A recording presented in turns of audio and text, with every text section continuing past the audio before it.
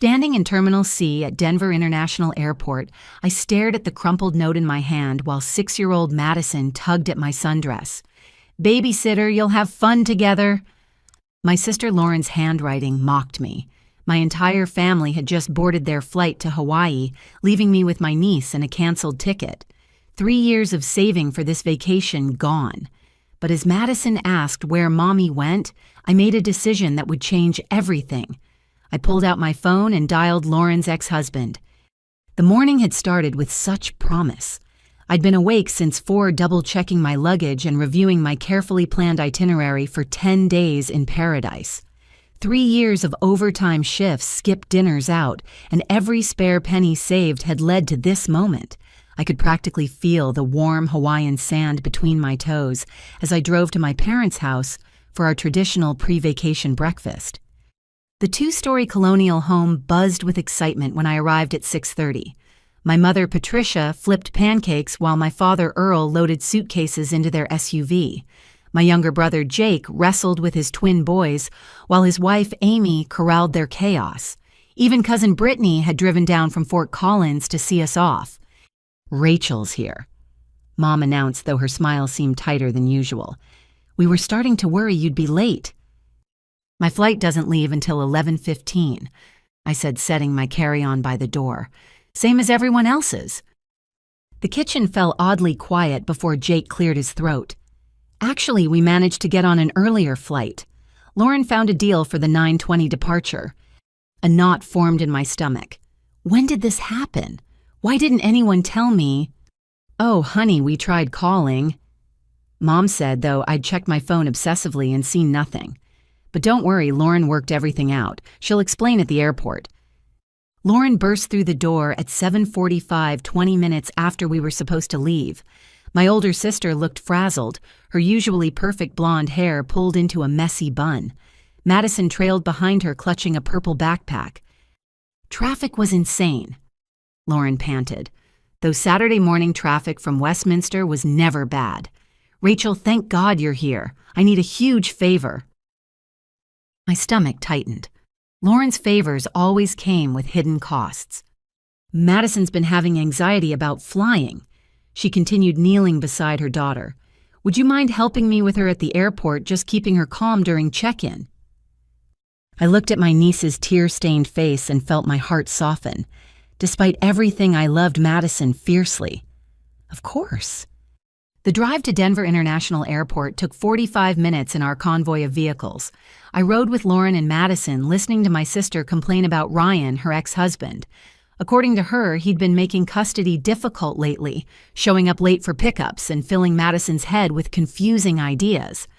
He even tried to claim I'm not providing stable care, Lauren scoffed, merging onto Interstate 70. Can you believe that after everything I do for Madison? In the back seat, Madison played quietly with her tablet, occasionally sniffling. Something felt off about the whole morning, but I pushed the feeling aside. Family vacations always came with drama. At the airport, chaos erupted immediately. Lauren fumbled with her phone at the check-in kiosk, cursing under her breath. Mom and Dad checked in smoothly at the next kiosk, their boarding passes printing without issue. Jake and Amy wrangled their boys through the process while Lauren grew increasingly agitated. "Here," she said, thrusting Madison's hand into mine. "Watch her for a second while I figure this out." I knelt beside my niece, helping her color in a princess coloring book from her backpack, while Lauren spoke rapidly with the airline agent. 10 minutes passed, then 15. Other families checked in around us, the line growing longer. "Lauren, we need to get through security," Dad called out. "It's already 8:30. "Just go ahead," Lauren waved them off. "We'll catch up." My family hesitated before Mom suggested, "Rachel, why don't you wait with Madison by our gate while we grab coffee? Lauren can meet you there once she sorts this out." It seemed reasonable enough. I gathered Madison's backpack and my carry-on, leading her toward security. The TSA line moved slowly, packed with summer travelers. Madison clung to my hand, her small fingers trembling. "Aunt Rachel, where's Mommy going?" she asked as we removed our shoes. "She's just fixing the tickets, sweetie. We'll see her at the gate." Security took another 20 minutes. By the time we reached Gate B42, my phone showed 9:05. The gate area was packed, but I didn't see my family anywhere. I sent a text to the group chat, "At the gate. Where is everyone?" No response. 9:10 arrived with the first boarding announcement. My stomach churned as I scanned the crowd. Madison tugged on my sundress, asking for water. I bought her a bottle from the nearest shop, my hands shaking as I paid. 9:15, priority boarding began. My phone remained silent. At 9:20, general boarding started. Panic clawed at my throat as I approached the gate agent. "Excuse me," I said. Madison pressed against my leg. "I'm supposed to be on this flight, but I can't find my family. Rachel Thompson." The agent typed rapidly before frowning. "I show your ticket was canceled 30 minutes ago." The world tilted. "That's impossible. Check again." More typing. A sympathetic look. "I'm sorry, ma'am. The cancellation was processed at 8:42 at the check-in counter. You received a credit for future travel." But I didn't. I was in security. Madison started crying as the final boarding call echoed through the terminal. I watched the gate close, my dreams of Hawaii dissolving. That's when I noticed something sticking out of Madison's backpack. A white envelope with my name. Inside, Lauren's familiar handwriting sprawled across notebook paper. "Rachel. Something came up with Madison's tickets. She can't fly today. Babysitter, you'll have fun together. We'll work out the details when we get back. Thanks for understanding. Lauren." Tucked behind the note were $200 bills. My legs gave out. I sank into a plastic chair, Madison climbing into my lap as she sensed my distress. My family had left me. Deliberately. The security footage I'd later obtained through the police investigation would show the truth in devastating clarity. Lauren approaching the check-in counter at 8:35, speaking intently with the agent while gesturing at her phone. The agent typing rapidly, nodding. Lauren smiling, actually smiling, as my dreams evaporated into system codes and cancellation fees. She'd specifically requested my ticket be canceled while I was distracted with Madison in the security line, knowing I'd be none the wiser until it was too late. Madison's tears soaked through my sundress as I sat frozen in that plastic airport chair, the boarding gate now sealed like a tomb containing my buried vacation dreams. My hands shook as I pulled out my phone, scrolling through my contacts with blurred vision. Lauren's number went straight to voicemail. She'd already turned on airplane mode. Mom, Dad, Jake, all unreachable. "Aunt Rachel, I'm scared." Madison whimpered against my shoulder. "Where did everybody go?" That's when clarity struck like lightning. They'd all known. Every last one of them had boarded that plane knowing Madison and I were being left behind. The edited flight time, Lauren's convenient delay, Mom's suggestion to wait at the gate. A choreographed betrayal. I looked down at the little girl in my arms, her hazel eyes so much like her father's, and made a decision that would unravel everything Lauren had built on lies. Ryan answered on the second ring. "Rachel." His voice carried surprise. Lauren had made sure her family rarely spoke to him. "Is everything okay? Is Madison all right?" "Ryan," my voice cracked. "I'm at the airport with Madison. Lauren and my entire family just flew to Hawaii without us. She canceled my ticket and left me a note telling me to babysit." Silence stretched across the line. I could hear his breathing quicken, the sound of keys jingling. "Send me your exact location. I'm leaving Boulder now." "Ryan, I don't know what to do. She left $200 like that's supposed to cover." "Terminal C, you said I'll be there in 40 minutes. Don't move. And Rachel, thank you for calling me." While we waited, I bought Madison a breakfast sandwich from the coffee shop, watching her nibble the edges while her eyes darted around the crowded terminal. Business people rushed past families headed to their own adventures, the world spinning on while we sat abandoned like lost luggage. "Daddy doesn't like airplanes," Madison said suddenly. "Mommy said he's scared of them." Another lie. Ryan was a pilot instructor at Rocky Mountain Flight School. The deceptions ran so deep I wondered what truth looked like anymore. 37 minutes later, Ryan appeared through the sliding doors, still wearing his Saturday morning jeans and Colorado Rockies t-shirt. Madison launched herself from the chair, sprinting across the polished floor. "Daddy, Daddy, you came." He swept her into his arms, his jaw tight as he took in the scene. My tear-stained face, the crumpled note I still clutched, Madison's purple backpack with its dangling princess keychains. "Hey, Pumpkin," he murmured into Madison's hair. "I missed you so much." Ryan Torres had aged well in the 2 years since the divorce. At 36, he still had the athletic build from his Air Force days, though gray now threaded through his black hair. Lauren had painted him as unstable, irresponsible, a weekend dad who couldn't handle real parenting. Looking at how Madison melted into his embrace, I wondered how I'd believed such obvious poison. "Let's find somewhere quiet to talk," he suggested, shifting Madison to his hip. We found a corner table at an overpriced restaurant, Madison coloring with crayons while Ryan read the note. His expression darkened with each word. "She planned this," he said quietly. "This wasn't spontaneous." "What do you mean?" He pulled out his phone, scrolling through messages. "Last month, I petitioned for increased custody. My lawyer said we had a strong case. I've documented every missed handoff, every time she's left Madison with random sitters instead of calling me."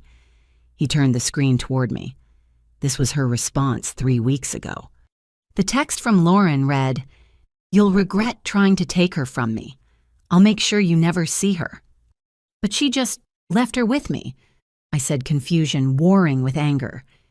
"No," Ryan corrected gently. "She left her with someone she thought would never call me. Someone she's trained for years to see me as the enemy." The truth of it hit like a physical blow. Every family dinner where Lauren had cried about Ryan's failures, every story about his supposed volatility, every time Mom had clutched her pearls saying Madison was better off without such an influence, all of it carefully crafted to ensure that in a moment like this, I'd never dream of calling him. "God, I'm such an idiot," I whispered. "You're not," Ryan said firmly. "You're a good aunt who loves Madison. That's why you called me instead of just going along with it." Madison looked up from her coloring. "Are you sad, Aunt Rachel?" "A little bit, sweetie." "Mommy makes me sad sometimes too," she said matter-of-factly, returning to her crayon work. "Like when she leaves me at Miss Jennifer's house all weekend." Ryan and I exchanged glances. "Who's Miss Jennifer?" I asked carefully. "Mommy's friend from the salon. I don't like staying there. Her house smells funny and she forgets to make dinner." Ryan's hand clenched around his coffee cup. "How often do you stay with Miss Jennifer?" Madison counted on her fingers. "Last weekend, and the weekend before, and before that." She trailed off, focused on coloring within the lines. "I've been documenting everything," Ryan said quietly, his voice controlled fury. "Every time I've come for my custody weekend and she's not there, every excuse, every lie. But this," he gestured at the note, "this is abandonment." "She'll say I agreed to it," I realized. "That's why the note thanks me for understanding. She's creating a paper trail. Except she didn't count on you calling me." Ryan pulled out his phone again, and she really didn't count on this. He showed me a text conversation from 3 weeks ago. Lauren writing to someone named Derek. "Rachel's so desperate for family approval she'll never call Ryan. She'll watch M for the whole week and thank me for the opportunity, LOL." My blood turned to ice. Who's Derek? Her boyfriend. He's on the Hawaii trip. Ryan's smile held no humor. He's also been forwarding me screenshots for the past month. Turns out he's not comfortable with how she treats Madison. "Wait, he's helping you." "Started after Madison told him she wished she could live with Daddy all the time. Opened his eyes, apparently." Ryan saved the screenshot. "My lawyer's gonna have a field day with this." Madison tugged on Ryan's sleeve. "Daddy, can I come to your house today?" "Actually, Pumpkin, I think you're going to stay with me for a while. Would you like that?" Her face lit up like Christmas morning. "Really? Not just Saturday and Sunday?"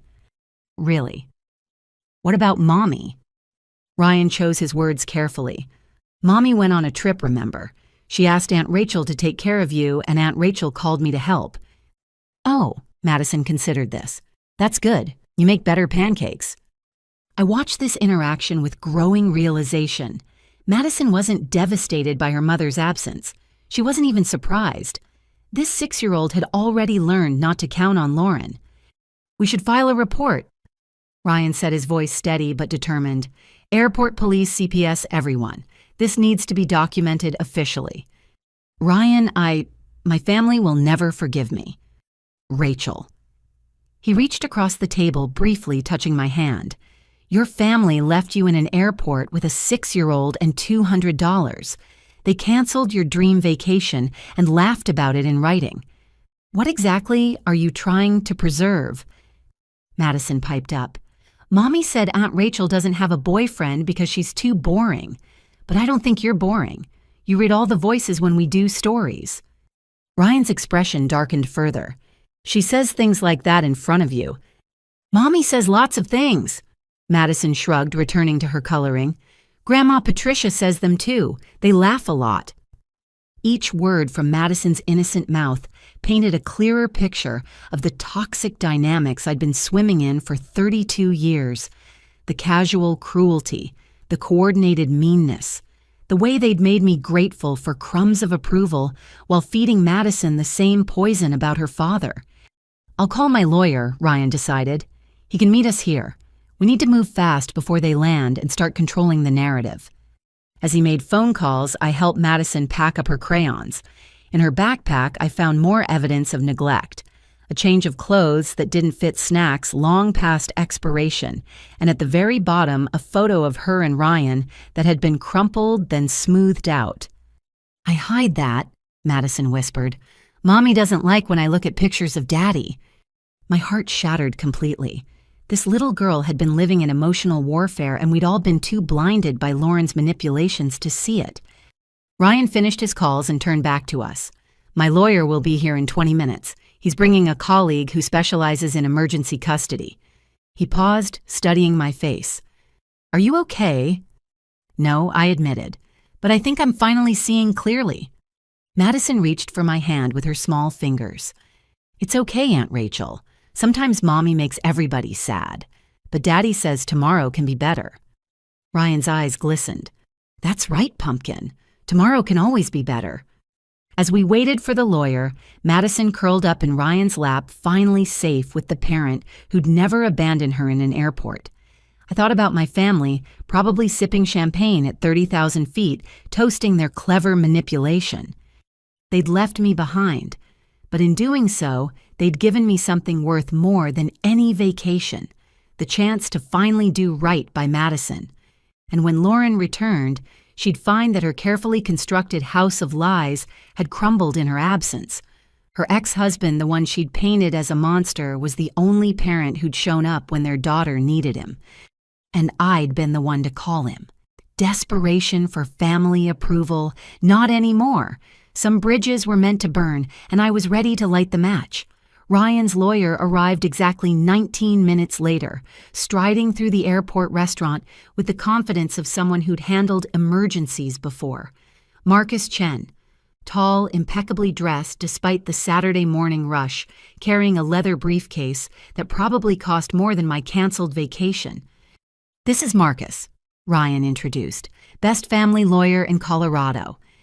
"Second best," Marcus corrected with a sharp smile. "But Diane Winters doesn't work weekends." He pulled out a legal pad, all business. "Tell me everything. Don't leave out a single detail." As I recounted the morning's events, Marcus took rapid notes. His expression grew increasingly grim when I showed him the note that cached the text screenshot from Derek. Madison had fallen asleep in Ryan's arms, exhausted from the emotional morning. "This is good," Marcus said, which seemed like an odd response to abandonment. "I mean, legally speaking, clear evidence, multiple witnesses, documentation." He pulled out his phone. "We need airport police here now. This needs an official report with a timestamp." "Is that really necessary?" I asked, my ingrained family loyalty still fighting against logic. "Your sister committed custodial interference at minimum, possibly fraud if she used your credit information for that ticket, and definitely child abandonment," Marcus listed. "So yes, it's necessary." 2 airport police officers arrived within minutes. Officer Sarah Martinez, a woman about my age with kind eyes, took Madison to a quiet play area nearby with a female social worker while we gave our statements. Officer James Williams, her partner, asked precise questions that made the reality unavoidable. "Ma'am, to be clear," he said, "your sister left her minor child with you without prior arrangement, canceled your flight without permission, and left the state." "Yes," I whispered. "And this was premeditated based on these text messages?" "It appears so." Ryan provided his own statement about the ongoing custody battle, the documentation of Lauren's pattern of leaving Madison with inappropriate caregivers. The officers exchanged meaningful looks. "We'll need to contact CPS," Officer Martinez said when she returned. "This falls under mandatory reporting." My stomach dropped. "CPS, but I don't want Madison in foster care." "That's not going to happen," Marcus interjected smoothly. "Mr. Torres is the biological father with existing custody rights. If anything, this strengthens his position for emergency custody." The next 2 hours blurred together. The CPS worker, a soft-spoken woman named Grace Holloway, arrived with a thick folder and gentle demeanor. She interviewed Madison separately using dolls and drawings to make it less scary. Ryan paced the corridor like a caged lion while I sat frozen, wondering how a vacation had turned into a crime scene. "Miss Thompson," Grace said when she emerged, "Madison's disclosed some concerning information. This isn't the first time she's been left with caregivers without her father's knowledge." "What did she say?" Ryan asked urgently. Grace consulted her notes. "She mentioned a Miss Jennifer, someone named Carol from the grocery store, a neighbor she calls Mrs. Pat, and—" She paused. "Apparently she spent 2 nights alone in the apartment while her mother was in Vail." "Alone?" I gasped. "She's 6. Madison said she knew how to call 911 if she needed help," Grace continued. "Your sister apparently told her it was a big girl adventure." Ryan's fist clenched. Marcus placed a restraining hand on his shoulder. "She also mentioned," Grace added carefully, "that Grandma Patricia told her not to tell Daddy about the adventures because he'd ruin Mommy's fun." My mother, my own mother, coaching a child to hide neglect. The betrayal carved deeper. Marcus stepped into legal mode. "We need emergency custody orders immediately. I can have the petition drafted within the hour." "On a Saturday?" I asked. "I have a judge who owes me a favor," Marcus said simply. "Child endangerment doesn't wait for business hours." While Marcus made calls and typed furiously on his laptop, Officer Williams pulled me aside. "Ma'am, I need to ask about this." He showed me my original booking confirmation on his tablet. "The credit card used for your ticket. Is this yours?" I looked at the number. "Yes, that's my card." "But you didn't authorize the booking."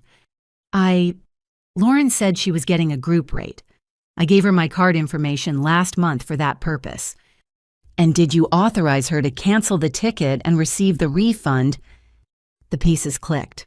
No, I didn't. The refund was processed to a different account. He showed me another screen. "Not the original payment method. That's wire fraud." "I don't want to press charges." I started automatically.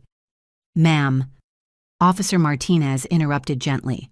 "Your sister stole from you, abandoned her child, and orchestrated a deliberate scheme to ruin your vacation while endangering a minor. Maybe it's time to stop protecting her." Madison had woken up and was coloring with Grace at a nearby table. She looked so small, so vulnerable. How many times had she been passed around like an inconvenient package? "You're right," I said quietly. "I want to document everything." The fraud unit arrived next. Detective Robert Clark looked like he'd rather be anywhere else on a Saturday morning until he saw the evidence. Then his eyes sharpened like a hunting dog catching a scent. "This is organized," he muttered, scrolling through the documentation. "The timeline, the coordination with your family, the financial manipulation. Your sister's quite the schemer." "She's always been clever," I admitted. "There's a difference between clever and criminal," Detective Clark said. "This crossed that line about 3 felonies ago." Marcus reappeared triumphant. "Judge Harrison will see us in an hour. Emergency custody hearing." He turned to me. You'll need to testify. Me, but I'm not. You're the witness to the abandonment, the victim of the fraud, and based on what Madison's been saying, one of the only family members who actually cares about her welfare. Ryan had been quiet through much of this, holding Madison while she dozed. Now he spoke up. Rachel, I know this is overwhelming. Your family left me, I finished. They left me here like I was nothing. Left Madison like she was luggage. I met his eyes. I'll testify. The trip to the courthouse felt surreal. Madison chatted about her stuffed animals at Daddy's house, oblivious to the legal machinery spinning around her. The emergency hearing convened in a small chamber, Judge Harrison presiding with silver hair and sharp eyes that missed nothing. Marcus presented the case with surgical precision. The abandonment, the pattern of neglect, the fraud, the coaching to lie. When I took the stand, my voice shook but didn't break. She planned this, I testified. The text messages prove it. She used my trust, my love for Madison, and my desire for family harmony to commit multiple crimes. And where is your sister now? Judge Harrison asked. Flying to Hawaii with my parents, brother, and extended family. Who all knew about this plan? I thought about Brittany's comments about a dinner I wasn't invited to. I believe they all did, Your Honor. Lauren's attempts to call in for the hearing failed. Apparently, airplane Wi-Fi wasn't sufficient for legal proceedings. Her lawyer, hired hastily through a referral, seemed out of his depth. My client intended for Ms. Thompson to provide child care, he argued weakly. By canceling her vacation without consent, by committing fraud, Judge Harrison's voice could have frozen lava. I've seen some audacious schemes in family court counselor, but this takes the cake. The ruling was swift and decisive. Emergency temporary custody to Ryan. Orders for Lauren to appear within 72 hours of return. CPS to conduct full investigation. Criminal charges to be pursued at the prosecutor's discretion. Mr. Torres, Judge Harrison addressed Ryan directly. This child has been failed by many adults.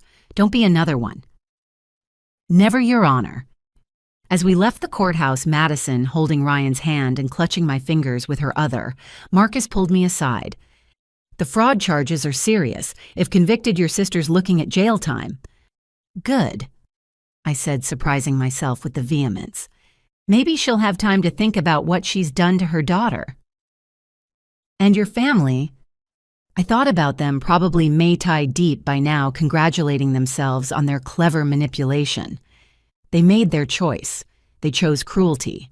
I'm choosing Madison. Detective Clark caught up with us at the courthouse steps. Miss Thompson, I've been investigating further. The ticket refund. It went to an account that's been receiving Madison's child support payments. But here's the interesting part. There are large cash withdrawals every month that don't match any child care expenses we can find. What are you saying? I'm saying your sister's been using her daughter as a revenue stream while neglecting her actual care. That's benefit fraud on top of everything else. Madison tugged on my dress. Aunt Rachel, can we go to Daddy's house now? I'm tired of this venture. Adventure. She meant adventure. But venture fit too. This whole thing was a venture into territory I'd never imagined exploring. The good daughter, the accommodating sister, the pushover aunt. Those roles were as canceled as my flight to Hawaii. Yes, sweetheart, I said, smoothing her hair. Let's get you home. Ryan mouthed thank you over Madison's head, but I was the one who should be grateful. In trying to use me, Lauren had accidentally freed me from toxic obligations, from false family loyalty, from 32 years of accepting crumbs and calling it love. My phone buzzed with notifications I ignored. Let them land in Los Angeles for their layover. Let them find out their scheme had backfired spectacularly. I had more important things to do, like making sure a 6-year-old girl knew she was worth more than a $200 inconvenience. The fraud charges were just the beginning.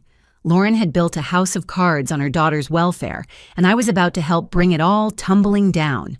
The first message hit my phone at 12:47 p.m. Mountain Time, just as Ryan was buckling Madison into her car seat outside the courthouse. Lauren's name blazed across the screen in our family group chat. "Where is Madison?" I watched the typing indicators dance as multiple family members started and stopped messages. My phone vibrated continuously, a swarm of digital panic invading my palm. "Mom, Rachel, what's going on? Lauren says you're not answering." "Dad, pick up your phone. This is serious." "Jake, what do you mean you can't find them?" "Lauren, she's not at the gate. Security says they never boarded. Rachel, answer me now." I screenshot everything before typing my response. "Madison is safe with her father. You abandoned her at the airport. The police and CPS have been notified." The chat exploded. Lauren sent 17 messages in rapid succession, each more unhinged than the last. Accusations flew like shrapnel. I was jealous, vindictive, trying to ruin her life, didn't understand the situation, was too stupid to follow simple instructions. "Let me see," Ryan said quietly, having settled Madison with her tablet in the back seat. His expression darkened as he read. "She's panicking. Good." Mom's call came through immediately. I let it ring 3 times before answering on speaker so Ryan could witness. "Rachel Marie Thompson." Her voice shook with rage. "How could you involve outsiders? This is a family matter." "You left me at an airport with a 6-year-old and a canceled ticket," I said calmly. "You made it a police matter." "We didn't. That's not." "Lauren said you agreed to watch Madison." "Did she also tell you she used my credit card without permission, that she committed fraud, that she's been collecting child support while dumping Madison with strangers?" Silence, then quieter. "You're overreacting. You always were too sensitive." "Sensitive?" My voice cracked. "You stole my vacation. You conspired to abandon a child, and you're calling me sensitive." Dad's voice joined the call. "Princess, let's be reasonable. We can work this out when we get back. Just tell the police it was a misunderstanding." "It wasn't a misunderstanding, Dad. It was a crime. Multiple crimes, actually." "You're destroying this family!" Mom shrieked. "No," I said firmly. "You did that when you chose Lauren's scheme over basic human decency." I hung up and immediately received a private message from Jake. "Amy and I genuinely thought you knew. Lauren said you volunteered." I responded, "When have I ever volunteered to miss a $3,000 vacation?" Jake, fair point. Amy's been crying since we found out. We should have said something. Another private message popped up, this one from cousin Brittany. "Check your email now." I opened my email to find an audio file from Brittany. Ryan leaned in as I played it through my earbuds, his expression growing stonier with each word. The recording was from the pre-trip dinner I hadn't been invited to. Lauren's voice rang clear. "Rachel's so pathetic she'll do anything for family approval. Watch this. I'll stick her with Madison and she'll probably thank me for the bonding time." My mother's laughter chimed in. "She does need to learn her place. Ever since that promotion, she acts like she's better than us." "She makes more money than me now," Lauren continued. "It's embarrassing. At least this will remind her that family comes first." "Especially since she can't find a man," someone else added, Aunt Helen, I thought. "Maybe babysitting will trigger those maternal instincts." The conversation continued, each comment a dagger. They'd discussed my weight, my career, my apartment, my dating life.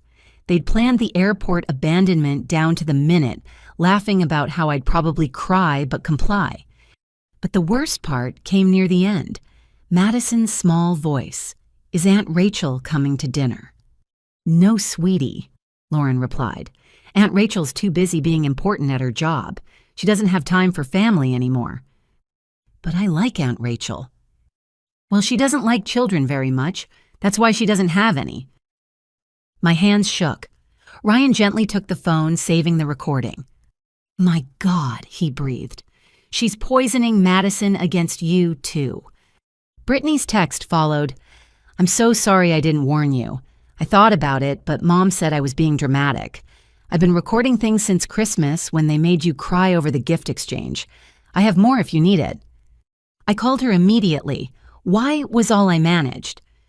Because it's wrong, Brittany said simply.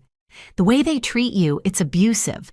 I've watched it for years, but I was too young to do anything before. I'm 22 now, old enough to know better. They'll crucify you for this. Let them try. I'm moving to Portland next month anyway. Distance makes the heart grow fonder and the toxic family bearable. The group chat continued its meltdown.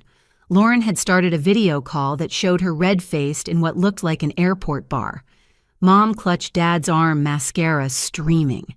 Jake looked miserable while Amy held their boys away from the chaos. "Answer your phone!" Lauren screamed into the camera. "This is kidnapping. I'll have you arrested." Marcus had warned me not to engage directly, so I didn't. Instead, I posted once more. All communication regarding Madison should go through Ryan's lawyer, Marcus Chen. I included Marcus's office number and left the chat. My phone immediately exploded with individual calls and texts. I blocked Lauren first, then Mom, when her voicemails became increasingly abusive. Dad's sad attempts at manipulation got him blocked too. Jake. I left unblocked, and his next message surprised me. Amy's pregnant again. We didn't want to announce it like this, but we don't want our kids growing up in this toxicity. Lauren's lost it, Mom's enabling, and Dad just goes along. Maybe you have the right idea. It's not too late to do the right thing, I replied. Amy's looking up flights home. We can't afford to lose the return ticket, but we're done with this vacation. Meanwhile, Ryan had been fielding his own bombardment. Derek, Lauren's boyfriend, had started texting him directly. "This is worse than I thought," Derek's message read. "She's been drinking since we boarded. Your lawyer needs to know she's talking about taking Madison and disappearing when she gets back." Ryan immediately forwarded everything to Marcus. "Can you meet us at my house?" he asked Derek. "And bring any evidence you have." "Already booked a return flight. Landing at 8 p.m. I've been documenting her behavior for weeks originally for my own protection. She's not stable, man." Madison had been quiet in the back seat, but now she spoke up. "Is Mommy in trouble?" "Saintos." Ryan met her eyes in the rearview mirror. "Mommy made some bad choices, Pumpkin, but you're not in trouble. You're safe." "I know," she said, matter-of-factly. "I'm with you and Aunt Rachel. You don't leave me places."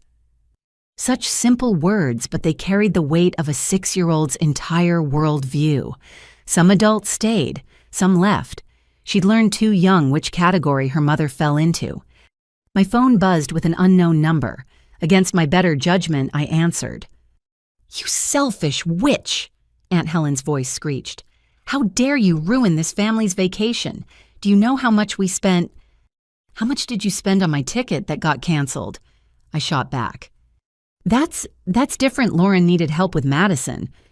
Then Lauren should have asked. With words. Like an adult, not through theft and abandonment. "You've always been jealous of her. Jealous of what her criminal record she's about to get. Her custody. She's about to lose her boyfriend who's fleeing back to Denver to testify against her, silence. Then Derek's doing what? Oh, you didn't know, he's been collecting evidence of Lauren's neglect for weeks. Turns out even he has limits." I hung up and blocked that number too. The family tree was getting pruned in real time, and I felt nothing but relief. A text from an unknown number appeared. "This is Amy, using a friend's phone. Jake and I are at LAX trying to get home. We believe you. We've seen things but stayed quiet. No more. Our kids deserve better. Can we help?" "Testify if needed," I asked. "Yes, I have photos from Christmas of Madison alone in Lauren's apartment while she was at a party. Jake has texts where Lauren asked him to lie about childcare. We're done enabling." Another crack in the foundation. Lauren had built her house of cards so high she'd forgotten how fragile the base was. Ryan pulled into his driveway. A modest ranch house in Louisville with a tire swing in the front yard and window boxes full of petunias. Madison unbuckled herself and ran to the front door, clearly at home here. "Daddy, can we have mac and cheese for lunch?" "Of course, Pumpkin. The orange kind you like." As Madison disappeared inside, Ryan turned to me. "Thank you. I mean it. You saved her today." I just made a phone call. You broke ranks with your entire family. That took courage. My phone showed 47 missed calls, 93 unread messages, and 12 voicemails I'd probably delete without listening. The family that had made me feel worthless for 32 years was having a collective meltdown because I'd finally chosen protecting a child over protecting their secrets. Want to know something funny? I said, looking at the blocked contact list. This was supposed to be my dream vacation, but watching Madison feel safe, knowing she won't be abandoned again, that's worth more than any beach in Hawaii. Ryan smiled sadly. Lauren used to be different, you know. Before the money focus consumed her, before she started seeing Madison as a paycheck instead of a person. When did it change? When she realized being a single mom got her sympathy and benefits. Suddenly shared custody wasn't enough. She needed full control for maximum profit. My phone buzzed one last time. Brittany again. Grandma Eleanor just called me. She wants your new number. Says it's important. Eleanor. My grandmother, who'd been increasingly confused at family gatherings, who Mom always spoke for, interpreted for managed. Give her my number, I decided. 2 minutes later, my phone rang. Rachel. Grandmother's voice was crystal clear, nothing like the foggy confusion I'd witnessed at recent dinners. Good for you, dear. It's about time someone in this family grew a spine. Now let me tell you what your mother's been doing with my bank accounts. The dominoes kept falling, each revelation bigger than the last. But Madison was safe eating mac and cheese in her father's kitchen, and that made every burned bridge worth it. Some families aren't worth saving. Some vacations aren't meant to be taken. And sometimes the best thing that can happen is getting left behind because it finally sets you free to move forward. Sunday morning arrived with the kind of crisp Colorado sunshine that usually lifted my spirits. Instead, I sat at Ryan's kitchen table, mainlining coffee while Madison played with blocks in the living room, trying to process everything Grandmother Eleanor had revealed in our 2-hour conversation the night before. $27,000, I muttered, staring at the numbers I'd written down. She stole $27,000 from her own mother. Ryan refilled my mug, his own exhaustion evident in the dark circles under his eyes. Your grandmother's meeting with her lawyer Monday. First thing, apparently she's been documenting everything for months, just waiting for someone in the family to break ranks so she'd have an ally. Madison wandered into the kitchen, dragging her favorite stuffed elephant. Daddy, is today a school day? No pumpkin, it's Sunday, but tomorrow you'll go to camp like usual. Good. I want to tell Miss Katie about my venture at the airport. She climbed into Ryan's lap. Can Aunt Rachel take me to camp? We'll see what the judge says, sweetheart. The emergency custody hearing was scheduled for Monday morning, but Marcus had called late Saturday night with concerns. Lauren had been posting increasingly erratic messages on social media from Hawaii, including threats to take back what's mine and make everyone pay. He'd screenshot everything for evidence, but warned us to be prepared for anything. My phone blessed silence since I'd blocked. Most of my family buzzed with a text from Derek, landed. At the Sheraton downtown. Can we meet before I see the lawyer? There's something you need to know. Ryan and I exchanged glances. Madison want to watch a movie while Daddy and I talk to a friend. Can I watch Frozen again? Ryan smiled. Sure, pumpkin. Derek met us at a coffee shop near his hotel, looking haggard and older than his 34 years. He'd clearly come straight from the airport, still in his Hawaiian shirt that now seemed like evidence of a crime. Before I say anything else, he began, I need you to know I didn't understand how bad it was. Lauren's persuasive. She made everything sound reasonable. What changed? I asked. Madison. He stirred his coffee absently. 2 weeks ago, Lauren left her with me while she went to a work emergency. Except I saw her Instagram later. She was at a wine tasting in Estes Park. Madison had a nightmare, woke up crying for her dad. When I suggested calling Ryan, she begged me not to tell Mommy, a 6-year-old terrified of wanting her father. That's when I started paying attention. And, Ryan prompted, his jaw tight. Derek pulled out his phone, scrolling through files. I started recording conversations, Lauren talking about the custody case, the money, her plans. He found what he was looking for and slid the phone across. This is from Thursday night.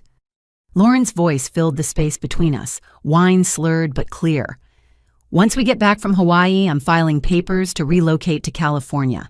My cousin has a job connection there. Ryan won't be able to afford to fight it, and interstate custody is a nightmare. Madison's my meal ticket until she's 18, 21 if I play the college support right. My stomach churned.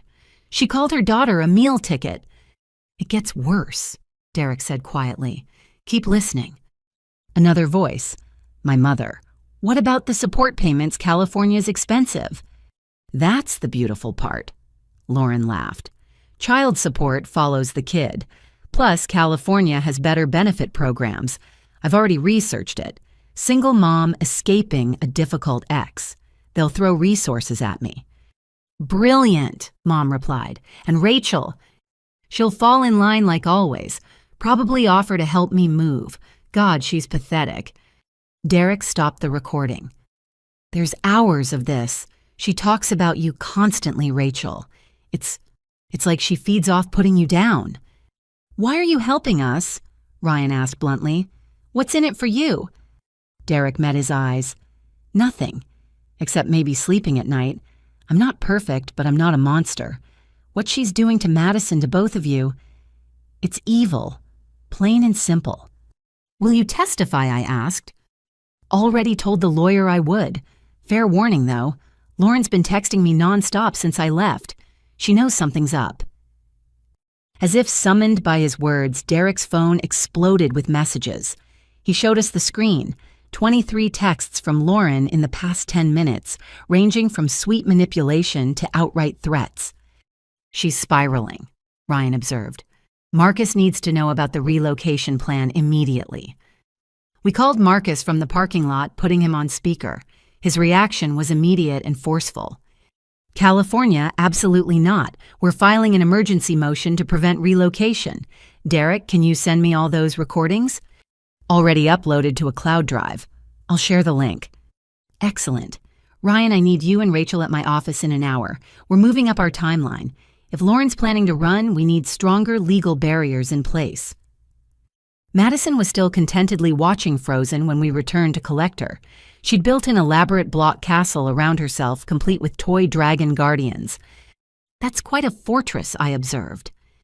It keeps the bad things out, she explained matter-of-factly. Like when Mommy yells or Grandma says mean things. Ryan and I shared a look over her head. Even in play, she was processing trauma. Marcus's office occupied the top floor of a gleaming downtown Denver high-rise. His assistant, despite it being Sunday, had everything prepared. The conference room table was covered with documents, printouts, and legal precedents. Based on Derek's recordings and the airport incident, Marcus began, "We're seeking immediate sole custody with supervised visitation only. The relocation threat changes everything." "What about grandparent rights?" I asked. My mother was coaching Madison to lie. "We'll include a restraining order against Patricia Thompson. The evidence of parental alienation is overwhelming."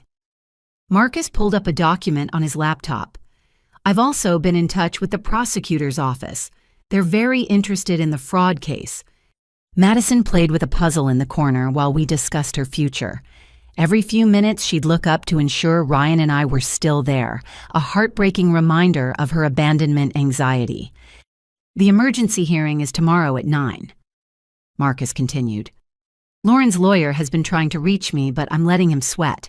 She's made 3 attempts to fly back early, but apparently she's on the no-fly list pending the criminal investigation." "She's stuck in Hawaii?" Ryan asked. "For at least another 48 hours. The airline flagged her as a potential flight risk, pun intended, after the disturbance on her outbound flight." My phone buzzed. "Jake, Amy and I are back in Denver. We have evidence. When do you need us?" I showed Marcus the text. "More family members are breaking ranks." "Good. We'll need character witnesses to counter whatever sob story Lauren tries to spin." The rest of the afternoon was a blur of affidavit statements and legal preparation. Madison napped on the conference room couch, clutching her elephant while we built an ironclad case for her protection. Around 4 p.m., Marcus received a call that made him smile grimly. That was Judge Harrison's clerk. He's keeping the case instead of passing it to the regular rotation. He wants to see this through. Is that good? I asked. Judge Harrison has 4 daughters and 6 granddaughters. He has very strong opinions about people who exploit children. Derek arrived with a thumb drive containing every recording text and email. The sheer volume was staggering. Months of Lauren discussing her daughter like a business venture, planning manipulations, celebrating successful cons. This one's particularly damning, Derek said, queuing up a video from 2 months ago. Lauren appeared on screen clearly drunk at what looked like a bachelorette party. You know what the best part about having a kid is, she slurred to her friends. Guaranteed income for 18 years, Ryan pays $1,200 a month. Plus, I get benefits tax credits, and everyone feels sorry for the poor single mom.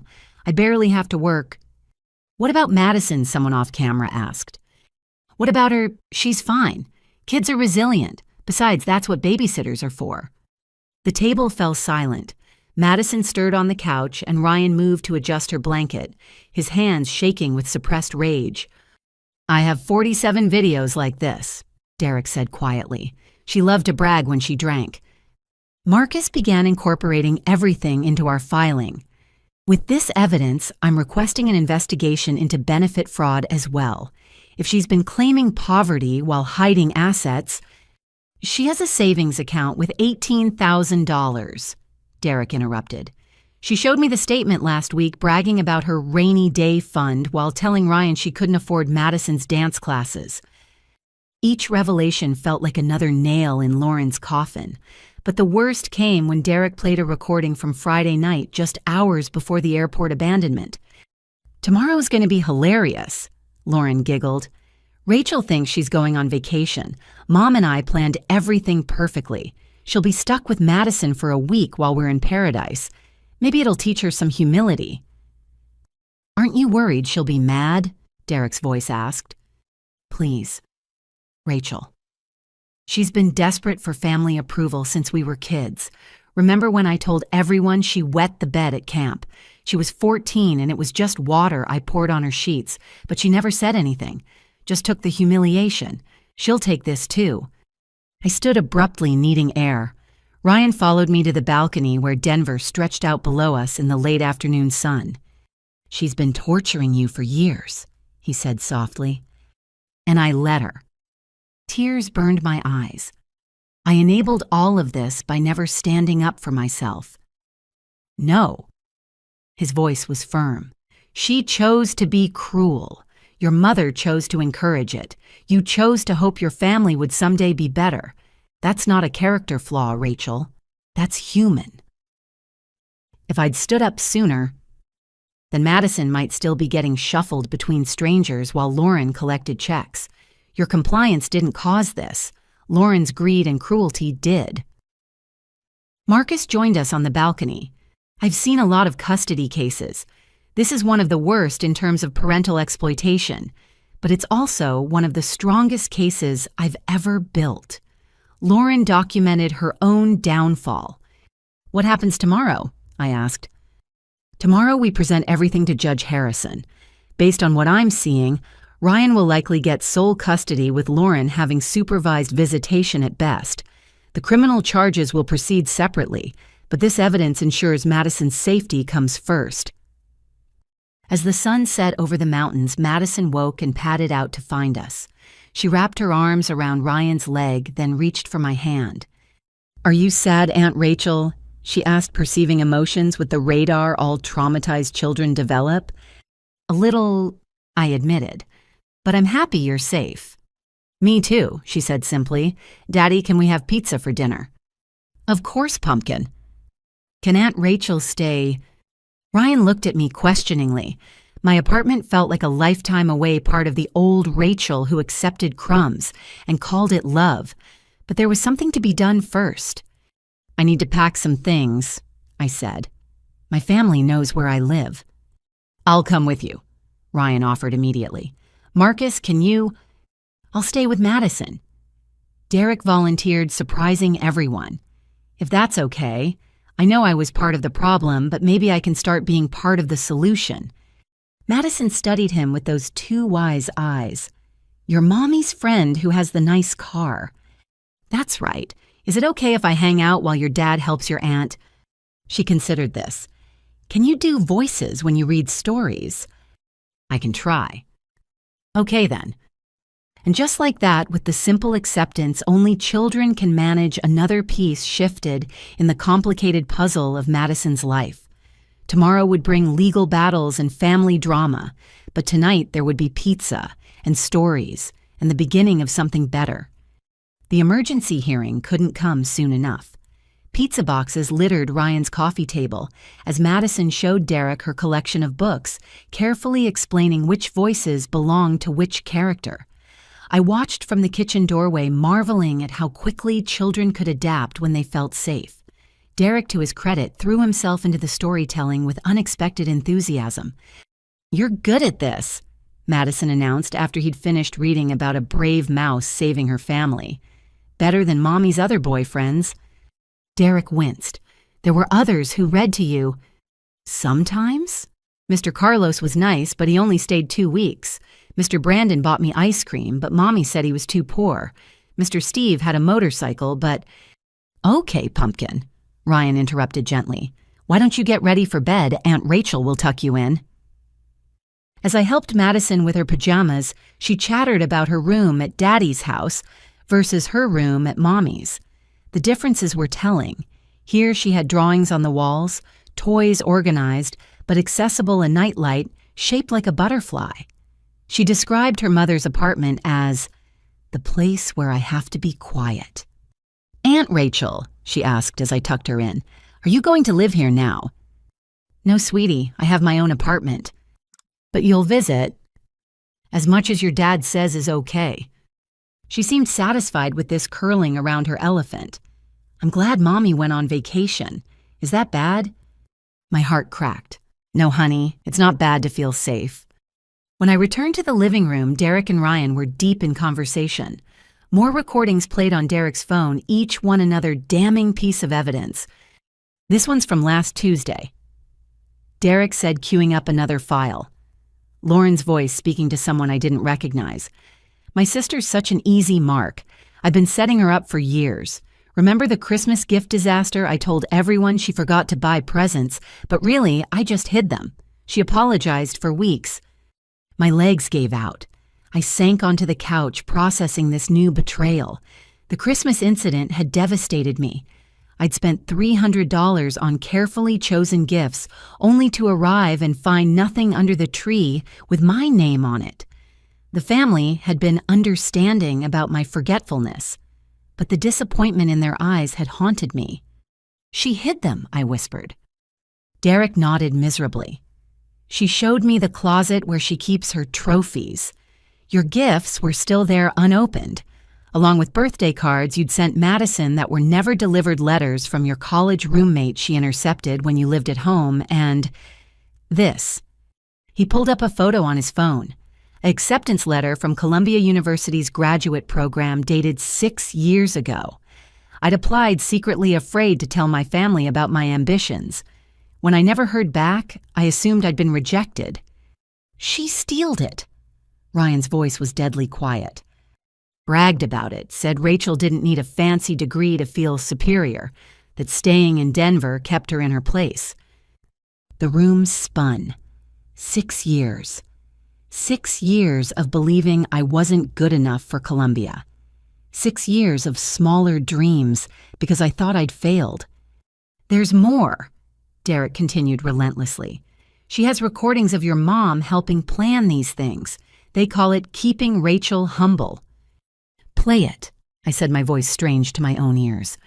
My mother's voice filled the room. "Rachel's always been too sensitive. Remember when she won that writing contest in high school? She got so uppity thinking she was special. We had to bring her back down to earth." Lauren's laugh chimed in. "That's why I submitted my poem to the same contest the next year. It was actually Rachel's poem with minor changes, but winning with her own work really shut her up." "Brilliant." Mom agreed. She never entered another contest. I ran to the bathroom and made it just in time. 32 years of manipulation poured out of me along with my dinner. Ryan appeared with a cool washcloth, holding my hair back without saying a word. "I'm sorry," I gasped between heaves.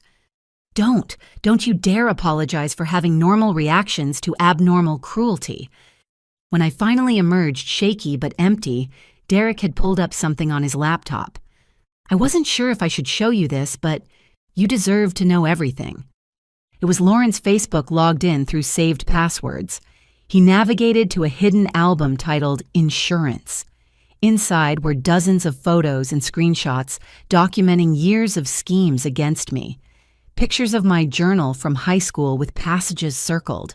Screenshots of my dating profiles with cruel commentary. Photos taken of me sleeping at family gatherings with degrading captions. But the worst was a video from my college graduation. I stood at the podium giving my valedictorian speech, while the camera, held by Lauren, shook with silent laughter. Her whispered commentary to whoever sat beside her, "Look at her thinking she's so smart. Wait until she finds out I already told everyone she plagiarized this speech." "She didn't," I said numbly, "but people asked me about it for years." "Rachel," Ryan said gently, "this is evidence of long-term psychological abuse. Marcus needs to see all of this." "Why?" I asked Derek. "Why are you showing me this? Why document her cruelty toward me when you were dating her?" Derek ran his hands through his hair. "Because I was starting to see the pattern. First I thought her stories about you were funny. Then I noticed inconsistencies. Then Madison started saying things that didn't match Lauren's version.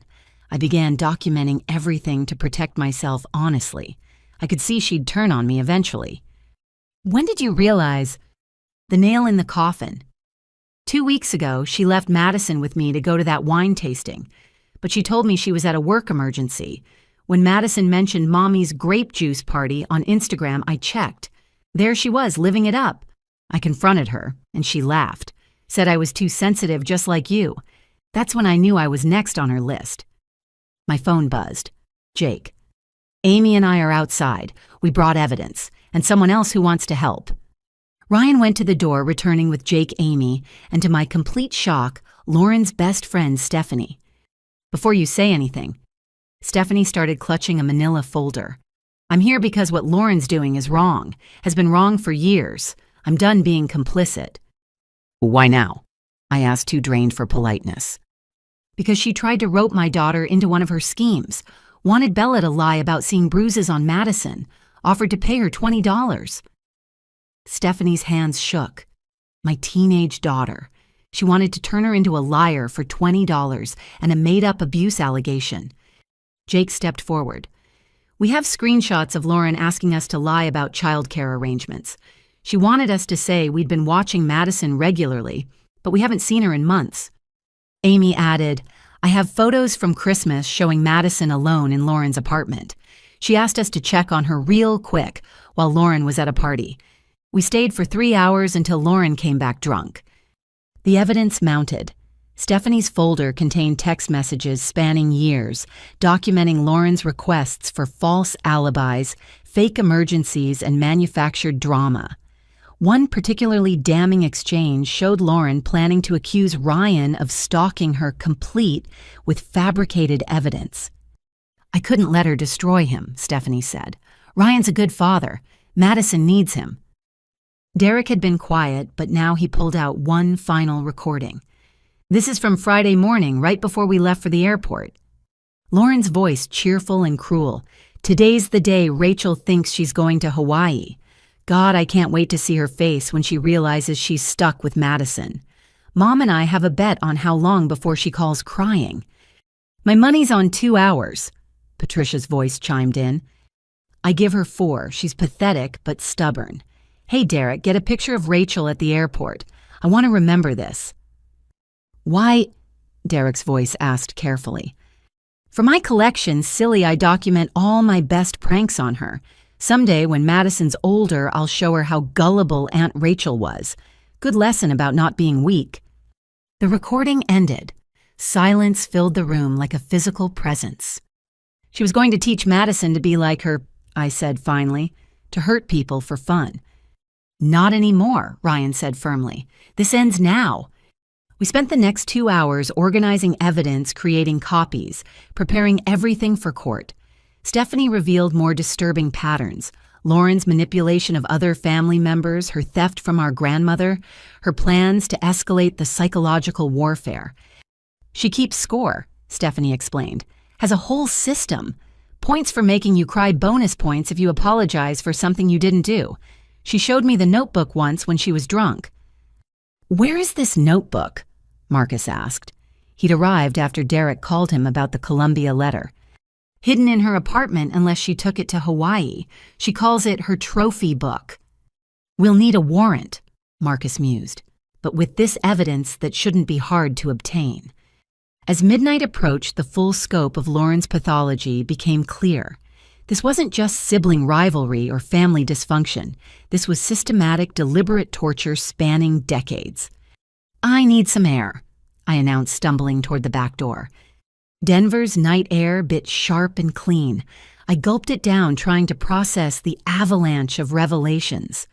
My entire life had been shaped by someone else's cruelty. Every insecurity, every self-doubt, every abandoned dream, all carefully orchestrated by my own sister. Hey, Jake appeared beside me. I'm sorry, we should have protected you. You were a kid, too. I was old enough to know right from wrong. It was easier to go along, to laugh at Lauren's stories, to believe you were everything she said. He kicked at a loose board in the deck. Amy opened my eyes, asked me how I'd feel if someone treated our boys the way Lauren treats you. What did you say? Nothing, because I couldn't imagine it. Couldn't imagine taking pleasure in my children's pain. That's when I realized, Lauren's not normal. This isn't normal. But Mom is worse, Jake said flatly, because she should have protected you. Instead, she encouraged it, participated, enjoyed it. His voice cracked. We had different mothers, Rachel. Yours was cruel. Mine just looked away. We stood in silence, processing the wreckage of our family mythology. Inside, Derek was showing Marcus something on his phone. She's melting down on social media. Look at these posts. Lauren's Facebook had erupted with increasingly unhinged status updates. Accusations flew against everyone. I'd kidnapped Madison, Ryan had brainwashed Derek. The police were corrupt. The judges were biased. The final post, timestamped 20 minutes ago, sent chills down my spine. When I get back, there will be consequences. Rachel will pay for destroying my family. I know where she works. I know where she lives. She'll regret the day she crossed me. That's a credible threat, Marcus said immediately. We're filing for a restraining order tonight. Rachel, you can't go to your apartment alone. She can stay here, Ryan offered. The couch pulls out, or Madison's room has a trundle bed. I don't want to impose. You're not, Ryan said firmly. You're Madison's aunt who saved her from a lifetime of manipulation. Your family, the good kind. Derek stood to leave, pausing at the door. I'll be in court tomorrow. Whatever you need me to say or do. He looked at me directly. I'm sorry I was part of this. I should have spoken up sooner. You're speaking up now, I said. That matters. After everyone left, I helped Ryan clean up the detritus of our impromptu war council. Madison slept peacefully down the hall, unaware that her entire world was reshaping around her. Thank you, I said quietly, for believing me, for not thinking I'm overreacting. Overreacting. Ryan laughed bitterly. Rachel, you're underreacting. What she's done to you, it's torture. Psychological torture sustained over decades. Any reasonable person would have snapped years ago. I just wanted a sister, I admitted. Someone to share secrets with. Someone who had my back. You have that now, he said. Maybe not in blood, but in choice. Jake's choosing you. Amy's choosing you. Hell, even Stephanie and Derek are choosing what's right over what's easy.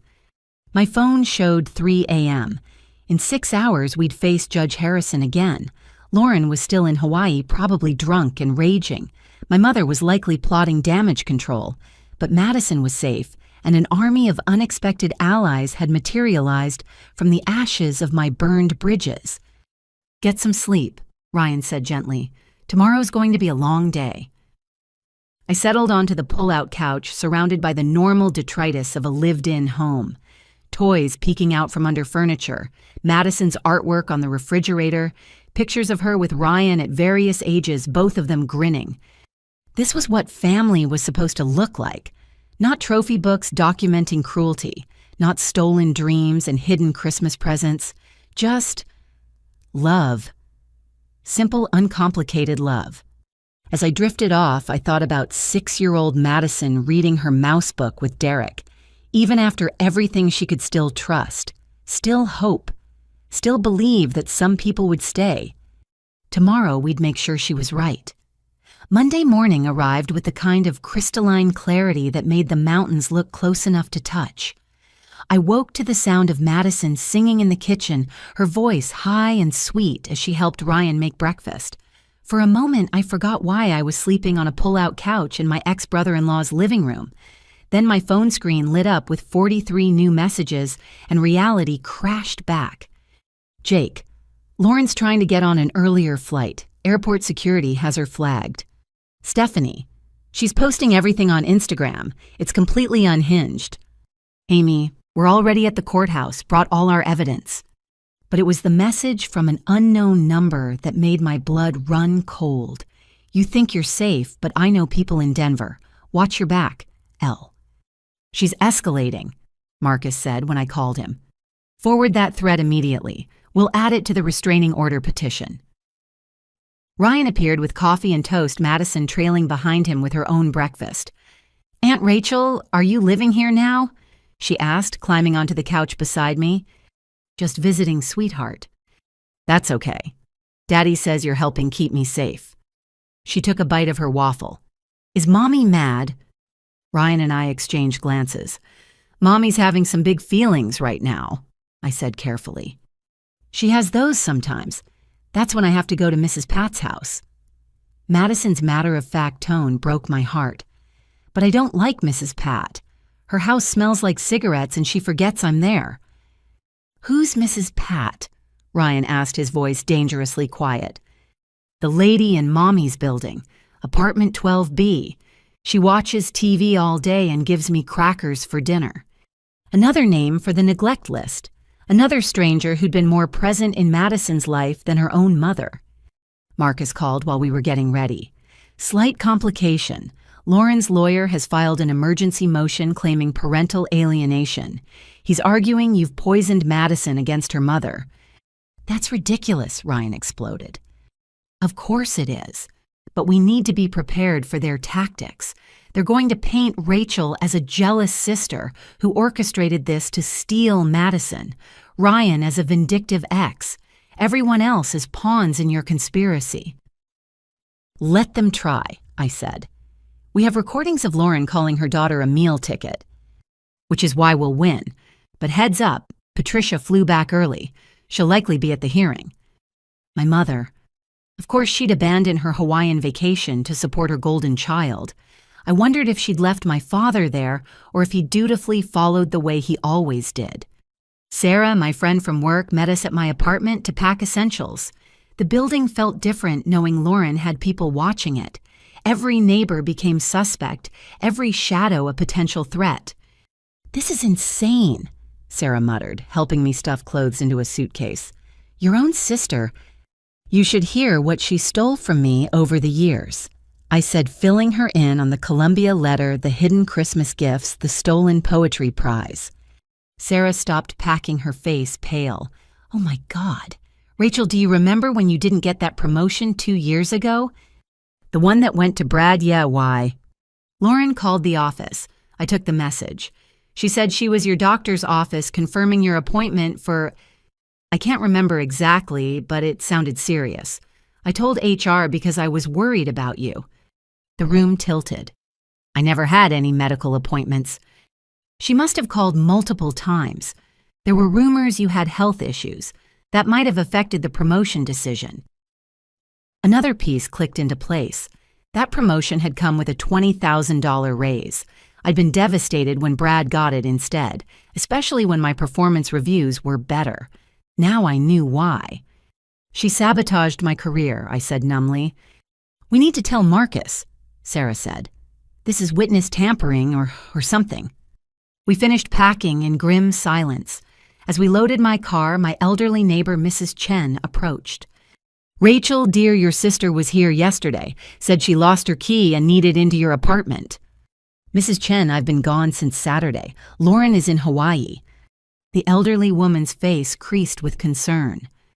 But she showed me pictures on her phone, said you asked her to water your plants. What did she look like? Blonde about your height.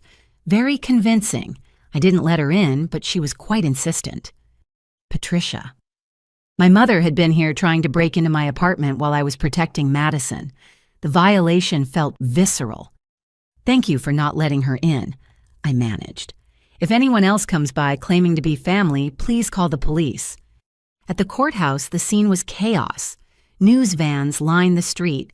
Apparently, someone had leaked the story of a family abandoning a child at an airport for a Hawaiian vacation. Reporters shouted questions as we hurried inside. Is it true Lauren Thompson left her daughter to steal her sister's vacation? Ryan, how long has your ex-wife been neglecting Madison? Rachel, why did you call the father instead of watching your niece? Marcus met us at security, his expression stormy. Someone tipped off the media. 3 guesses who? Inside the family court waiting area, the divisions were clear. On one side, Ryan, myself, Jake, and Amy, Stephanie, Derek, and even Brittany, who'd driven down from Fort Collins. On the other, my mother, flanked by 2 women I didn't recognize, and Lauren's lawyer, a nervous-looking man who kept checking his phone. Patricia locked eyes with me across the room. For 32 years, I'd have crumbled under that disapproving glare. But something had shifted. I stared back, steady and unashamed, until she looked away first. Rachel. She approached during a lull, her voice honeyed poison. This has gone far enough. Drop these ridiculous charges and we can fix this as a family. The way you fixed my Columbia acceptance or my promotion or my Christmas gifts. Her face cycled through emotions, surprise calculation finally settling on haughty indifference. I don't know what you're talking about. Derek showed me everything. Lauren's trophy book, the recordings, the plans you made together. I stepped closer, my voice low. You tortured me for 32 years, but Madison, that ends now.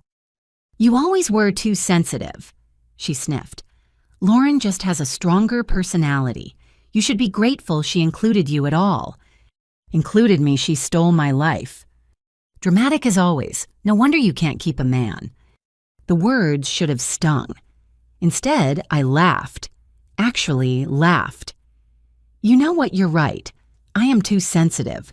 Too sensitive to let a 6-year-old suffer the way I did. Too sensitive to watch child abuse and stay quiet. Too sensitive to choose family reputation over a little girl's safety. Judge Harrison's clerk called us in before Patricia could respond. The courtroom was smaller than I'd expected, more like a conference room than the grand chambers of TV dramas. Madison wasn't present. She was with a child advocate in a separate room protecting her from the adult conflict. Lauren appeared on the courtroom's video screen from Hawaii, her hair disheveled, makeup smeared. She'd clearly been drinking. Your Honor. Her lawyer began, My client is the victim of a coordinated attack by a jealous sister and vindictive ex-husband. She made appropriate childcare arrangements that were sabotaged. Counsel, Judge Harrison interrupted. I've reviewed the evidence submitted. Are you aware your client is currently intoxicated during this emergency hearing? On screen, Lauren swayed slightly. I'm not drunk. They stole my baby. Rachel's always been jealous because I'm prettier and more successful and... Ms. Thompson, the judge cut her off. You're not helping your case. Marcus stood. Your Honor, we have additional evidence that came to light over the weekend. He presented everything. The recordings, the trophy book references, the fraud documentation, the threats. With each piece, Lauren's face grew redder. "That's edited," she screeched. "Derek's lying because I dumped him. Stephanie's jealous, everyone's jealous." "Ms. Thompson, please control yourself," Judge Harrison warned. "Control myself. They kidnapped my daughter. My meal, my baby." The slip was small but significant. Even her lawyer winced. Derek testified first, calm and methodical. He played the recordings, showed the financial documents, described Madison's fear of her mother's anger. Lauren screamed objections from the screen until Judge Harrison muted her. Stephanie followed, detailing years of witness neglect and manipulation. Jake and Amy presented their evidence. Even Brittany testified about the family's conspiracy to abandon me at the airport. Then it was my turn. "Ms. Thompson." Marcus began, "Tell the court about Saturday morning." I spoke steadily, laying out the orchestrated betrayal, the canceled ticket, the note, the $200 meant to buy my compliance, finding out about decades of psychological torture. "She stole my Columbia acceptance," I said, my voice breaking slightly. "My Christmas gifts, my poetry prize, my promotion, but I can forgive all of that. What I can't forgive is her planning to do the same thing to Madison, to teach her that cruelty is love, that manipulation is family, that people only have worth as meal tickets." "Objection," Lauren's lawyer shouted. "Prejudicial, Overruled," Judge Harrison said. "Continue, Ms. Thompson." "Madison asked me if it was bad that she was glad her mom went on vacation. 6 years old and she's already relieved when her mother leaves. That's not normal. That's not okay. That's not what any child should feel." "You don't have kids," Lauren screamed from the unmuted screen. "You don't understand. You've never understood anything because you're a pathetic, dried-up—" Judge Harrison muted her again. "I've heard enough. Mr. Torres is your home suitable for full-time custody." "Yes, Your Honor. Madison has her own room. She's enrolled in school nearby, and I've already arranged my work schedule to accommodate her needs." "Very well." The judge's expression was granite. "Based on the evidence presented, I'm granting emergency sole custody to Mr. Torres. Ms. Thompson, when you return to Colorado, you'll have supervised visitation only pending the outcome of criminal charges. You're also ordered to undergo psychological evaluation and parenting classes." "No." Lauren's muted scream was still visible on screen, her face contorted with rage. "Furthermore," Judge Harrison continued, "I'm issuing a restraining order protecting both Rachel Thompson and Madison Torres from Lauren Thompson and Patricia Thompson. They are not to come within 500 feet of either party." "Your Honor," Patricia stood. "I'm the grandmother. You can't—" "Mrs. Thompson, evidence shows you coached a minor to lie in court proceedings. You're lucky you're not facing charges yourself. Sit down." Patricia sank into her chair, her face pale. "Ms. Lauren Thompson." The judge addressed the screen. "You have 72 hours to return to Colorado and surrender to authorities on the pending criminal charges.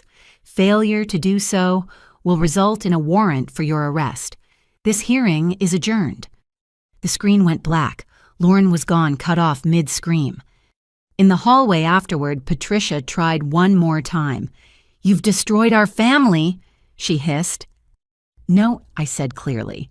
"You did that. Every time you chose cruelty over kindness, every time you laughed at Lauren's torture, every time you made me feel worthless, you destroyed our family. I just finally stopped pretending it was love."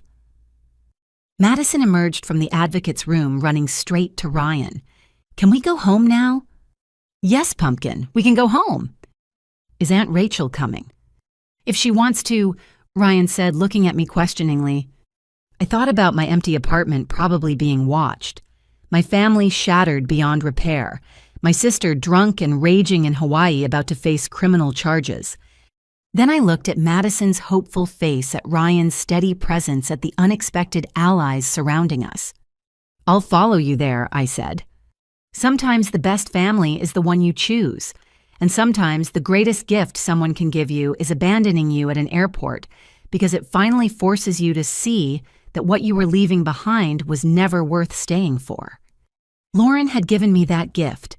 Now it was time to build something better from the ashes. Tuesday morning arrived with storm clouds that matched the tempest about to break over Ryan's quiet suburban street. Lauren had managed to catch a red-eye flight despite her placement on the airline watch list, probably by causing such a scene that they'd rather deal with her in Denver than keep her in Hawaii. The tracking app on Derek's phone, still linked to her Google account, showed her landing at 6 a.m. She's not going to her apartment. Derek reported watching the GPS dot move across his screen. She's heading straight here. Ryan immediately called the police while I helped Madison get dressed for camp. She hummed while picking out her clothes, blissfully unaware that her mother was racing toward us like a hurricane. "Purple shirt or pink?" she asked, holding up both options. "Purple's nice," I said, trying to keep my voice steady. "Mommy hates purple, says it makes me look sick." She pulled on the purple shirt with satisfaction. "But I like it." The first police car arrived at 7:20. Officer Martinez from the airport incident stepped out, followed by her partner. "We'll park across the street," she informed us.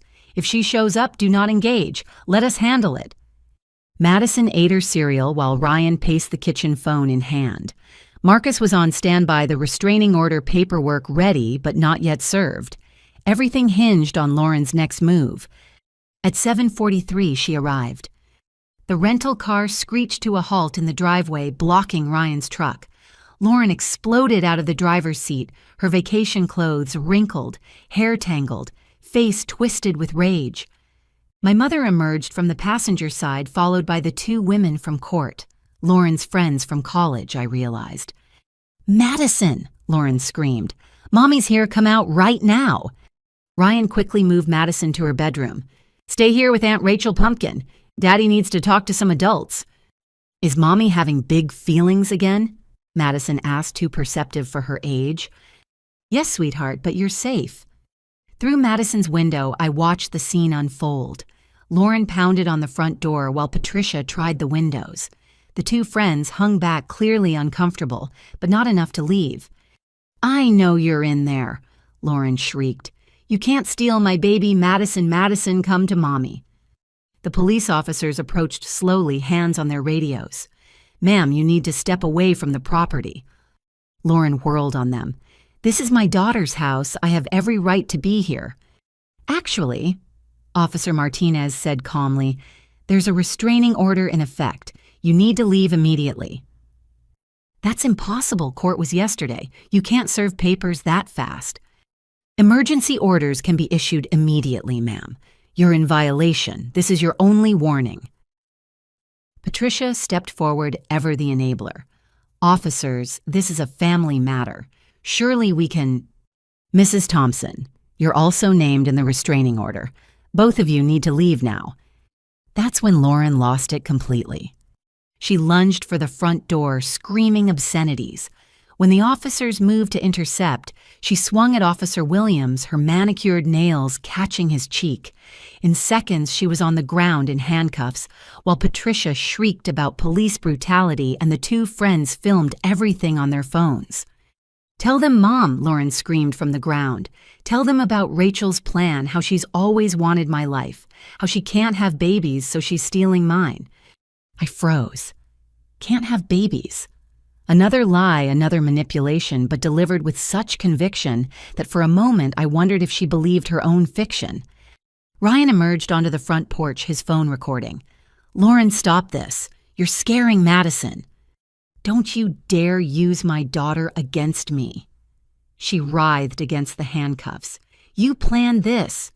You and that barren witch sister of mine, Derek, told me everything." Derek stepped out from behind Ryan, his own phone recording. "Actually, I told her the truth, which is why she's going to jail." The look of betrayal on Lauren's face would have been satisfying if it weren't so pathetic. "Derek, baby, what are you doing with them?" "The right thing, finally. You're supposed to be on my side." "I was, until I realized your side meant watching a little girl suffer." He turned to the officers. "I have recordings of her discussing plans to violate the restraining order. She knew about it before she flew back." Patricia tried to run, then making it 3 steps before Officer Martinez caught her arm. "Ma'am, don't make this worse." "I haven't done anything wrong. I'm trying to see my granddaughter." "The granddaughter you coached to lie about her father?" Officer Martinez asked. "That granddaughter—" More police arrived. Lauren was hauled to her feet, grass stains on her designer resort wear. As they led her to the patrol car, she caught sight of us through the window, Madison tucked against my side, safe and protected. "That should be me," she screamed. "I'm her mother. I carried her. I deserve." The car door slammed on whatever she thought she deserved. Patricia wasn't arrested, but received formal trespass warnings. As she was escorted to the rental car, she locked eyes with me through the window. The venom there could have stripped paint. The 2 friends, Monica and Jessica, I learned later, seemed shell-shocked. Jessica approached Derek as the chaos died down. "Is it true?" she asked quietly. "Everything you said in court?" "Every word. I have recordings if you want to hear them." "No," Monica said quickly. We came because she said her family was destroying her life. But this—" She gestured at the police cars, the handcuffs, the whole mess. "This isn't normal." "No," Derek agreed. "It's not." They left without another word, the last of Lauren's flying monkeys, finally seeing the witch for what she was. Inside, Madison hadn't moved from my side. "Is Mommy going to jail?" Ryan knelt beside us. "Mommy needs some help to make better choices. The police are going to make sure she gets that help." "Oh," Madison considered this. "Like when I had to go to timeout for hitting James at school. Something like that pumpkin." "I hope it helps. Mommy's not very good at making choices." The simple honesty of it broke my heart. This 6-year-old understood her mother better than Lauren understood herself. Marcus arrived as the last police car pulled away. Well, that was dramatic. Also perfect for our case. Assaulting an officer, violating a restraining order, disturbing the peace. Lauren just made the prosecutor's job much easier. "What happens now?" I asked. "Now she's processed, arraigned, and hopefully held without bail given her flight risk. Patricia will likely face charges for attempted witness tampering based on her courthouse behavior. The criminal cases will proceed separately from the custody issue, but this morning's display certainly helps our position." Jake called while we were processing everything. "It's all over social media. Monica posted the video of Lauren attacking the cop. The caption says, 'When you realize your friend is actually the villain.'" "Is that good or bad?" Ryan asked. "Good for the case, bad for Lauren's reputation. She's finished in Denver." Madison tugged on my sleeve. "Can I still go to camp? It's art day." The normalcy of the request amid the chaos made me laugh. "Of course, sweetheart, let's get your backpack." As I helped her gather her things, she chattered about the butterfly they were painting in art class. No mention of the morning's drama, no tears for her arrested mother. Just a little girl excited about purple paint and glitter. Ryan drove her to camp while I stayed at the house with Marcus and Derek. My phone had been silent all morning. The family grapevine apparently stunned into speechlessness by Lauren's very public meltdown. "You should probably find somewhere else to stay," Marcus advised. "Patricia knows you're here now." "I have a colleague with an Airbnb," Derek offered. "It's empty this week. You'd be safe there." Safe. Such a simple word that had become so complicated. Safe from my own family. Safe from the people who were supposed to love me. Stephanie arrived with coffee and updates. "Lauren's meltdown is everywhere. Someone leaked the court recordings too. The one where she calls Madison a meal ticket has gone viral." "Who leaked them?" Marcus asked sharply. "Does it matter?" Stephanie shrugged. "Public records are public, and honestly, people should know what she is. How many other single moms has she conned with her sob stories?" My phone finally buzzed. An unknown number with a text. "This is Eleanor. Watch the news." Good. Patricia's access to my accounts has been frozen. Lawyer says she took $43,000 total, not $27 like I thought. Pressing charges. Stay strong, dear. $43,000. My mother had stolen $43,000 from her own mother while gaslighting us all about Grandma's declining mental state. "I need to see her," I said suddenly. "My grandmother. She's been alone in this too." I'll drive you, Derek offered. Ryan won't want you going alone. The trip to grandmother's assisted living facility took 20 minutes. 20 minutes of processing how deep the corruption ran. Lauren and my mother hadn't just tortured me. They'd built an entire criminal enterprise on the backs of family trust. Eleanor was in the garden, lucid and sharp as ever. Rachel. She stood to embrace me, her grip surprisingly strong. I saw the news. That police officer will need a tetanus shot after Lauren's manicure attack. Grandma, I'm so sorry. I should have... Stop. Her voice was firm. You were a victim too. Patricia made sure of that. Isolated you, broke you down, made you grateful for scraps. Classic abuse tactics. How long have you known about the money? 6 months. About the psychological torture years. She sighed. I tried to intervene when you were younger, but Patricia threatened to cut off my access to all the grandchildren. I chose poorly. You were protecting everyone. No, dear, I was protecting myself, my access, my comfort. Her eyes, the same hazel as Madison's, filled with tears. I failed you, but I won't fail Madison. We talked for an hour. She showed me bank statements, forged signatures, elaborate schemes. Patricia hadn't just stolen money. She'd tried to have Eleanor declared incompetent to gain full control. Only Eleanor's secret lawyer had prevented it. There's something else, Eleanor said as we prepared to leave. Your inheritance. The one Patricia told you didn't exist. What inheritance? Your grandfather left each grandchild $50,000 in trust. Patricia has been managing it, telling you it was spent on your college. But Rachel... She pulled out a folder. It's all still there, plus 20 years of interest, about $83,000 now. I stared at the numbers, my mind reeling. Another theft, another betrayal, another piece of my life stolen by the people who claimed to love me. Take it, Eleanor urged. Use it to build the life they tried to deny you. And Rachel, that Columbia acceptance. It's not too late. You're only 32. You could still go. Derek drove me back in silence, letting me process. By the time we reached Ryan's house, Lauren's arrest was trending locally. The comments ranged from supportive to cruel, but one stood out. I dated Ryan Torres for 2 years after his divorce. He's the most devoted father I've ever met. If he says Lauren's dangerous, believe him. Team Madison. Who's that? I asked, showing Ryan the comment. Sarah, my ex. We're still friends. She must have seen the news. He smiled sadly. Lauren made sure everyone thought I was the problem.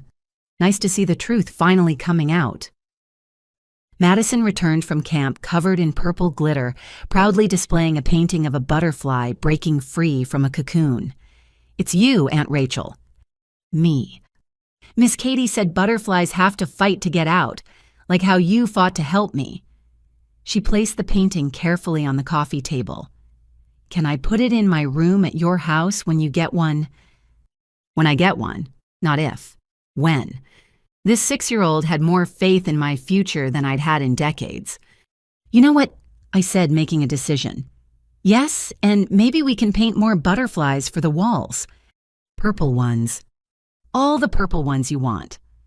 That evening, as I packed for the Airbnb, my phone rang with another unknown number. I almost didn't answer, but something made me pick up. Rachel. A woman's voice, nervous but determined. This is Janet Williams. From high school, I saw the news about your sister, and I need to tell you something. Janet, I barely remembered her. A quiet girl from English class. Lauren destroyed my life senior year, spread rumors about me and Mr. Peterson, said I was sleeping with him for grades. It wasn't true, but everyone believed her. I had to transfer schools. Oh my God, Janet, I had no idea. There are others. We've been finding each other on Facebook. She's hurt so many people, Rachel, and we're ready to talk if it helps keep her away from her daughter. More victims, more patterns, more proof that Lauren's cruelty extended far beyond family. Thank you, I managed. I'll let the prosecutor know. After I hung up, Ryan found me crying in the guest room. Hey, what's wrong? She's been doing this forever, hurting people, destroying lives, and I never stopped her. You couldn't stop what you couldn't see. She's a master manipulator, Rachel. That's not your fault. But Madison is safe because of you. You stopped the cycle. That little girl will never wonder why her family hurts her for fun. She'll never hide pictures of people she loves. She'll never apologize for existing. He handed me a tissue. You did that. You saved her. That night, in the safety of Derek's colleague's empty Airbnb, I finally let myself dream. Law school at Columbia, a little apartment with purple walls where Madison could visit, Sunday dinners with chosen family instead of obligatory torture sessions, a life built on truth instead of manipulation. Lauren was in jail. Patricia was facing charges. The family empire of cruelty was crumbling. And somewhere in Louisville, a 6-year-old girl was sleeping peacefully, clutching a stuffed elephant, finally free to love purple without consequence. The butterfly had broken free from the cocoon, and she'd helped another one escape too. Wednesday arrived with the kind of oppressive heat that made Denver feel like a desert. I'd spent a restless night in the unfamiliar Airbnb bed, my phone buzzing intermittently with messages from numbers I didn't recognize. By morning, the full scope of our family's implosion was becoming clear. The first call came at 6 a.m. from Aunt Helen, my mother's younger sister who lived in Phoenix. I'd never been particularly close to her, but her name on my phone screen still made my stomach clench. Rachel. Her voice sounded different, older, tired. I saw the news about Lauren and Patricia. I need to tell you something. I sat up instantly alert. Aunt Helen. I stopped coming to family gatherings 5 years ago. Do you remember? I did. Mom had said Helen was jealous of our close-knit family, that she'd become bitter after her divorce. Mom said you were going through a difficult time. A laugh, bitter as black coffee. Is that what she said? No, dear. I stopped coming because I couldn't watch what they were doing to you anymore. My throat constricted. What do you mean? Christmas 2019. You'd just gotten that promotion. The first one before the one Patricia sabotaged. You were so happy, so proud. And I watched your mother and Lauren spend the entire dinner tearing you down. Every achievement minimized, every story interrupted, every joy poisoned. I remembered that Christmas. I'd left early claiming a migraine and cried in my car for an hour. I pulled Patricia aside, Helen continued. Told her she was destroying you. Do you know what she said? What? That you needed humbling, that success would make you think you were better than the family, that Lauren was the star and you were just supporting cast. Her voice cracked. I told her she was sick. We haven't spoken since. Why didn't you tell me? The question came out as a whisper. Because you weren't ready to hear it. You still showed up, still smiled, still tried so hard to earn their love. I knew you'd have to see it for yourself. I'm just sorry it took Madison getting hurt for that to happen. We talked for another 20 minutes. Helen revealed more family secrets. Cousins who'd distanced themselves, relatives who'd been gaslit into silence, an entire network of people who'd recognized the toxicity, but felt powerless to stop it. There's going to be a reckoning, Helen said finally. Patricia and Lauren hurt a lot of people. Now that the dam's broken, the flood's coming. She was right. By 8 a.m., my phone was a symphony of notifications. Jake had created a new family group chat, one without Mom or Lauren. The messages were revelatory. Cousin Michael, I've been in therapy for 3 years because of family dynamics. My therapist has been begging me to go no contact. Cousin Brittany, remember when Lauren told everyone I was pregnant at 16 I was a virgin?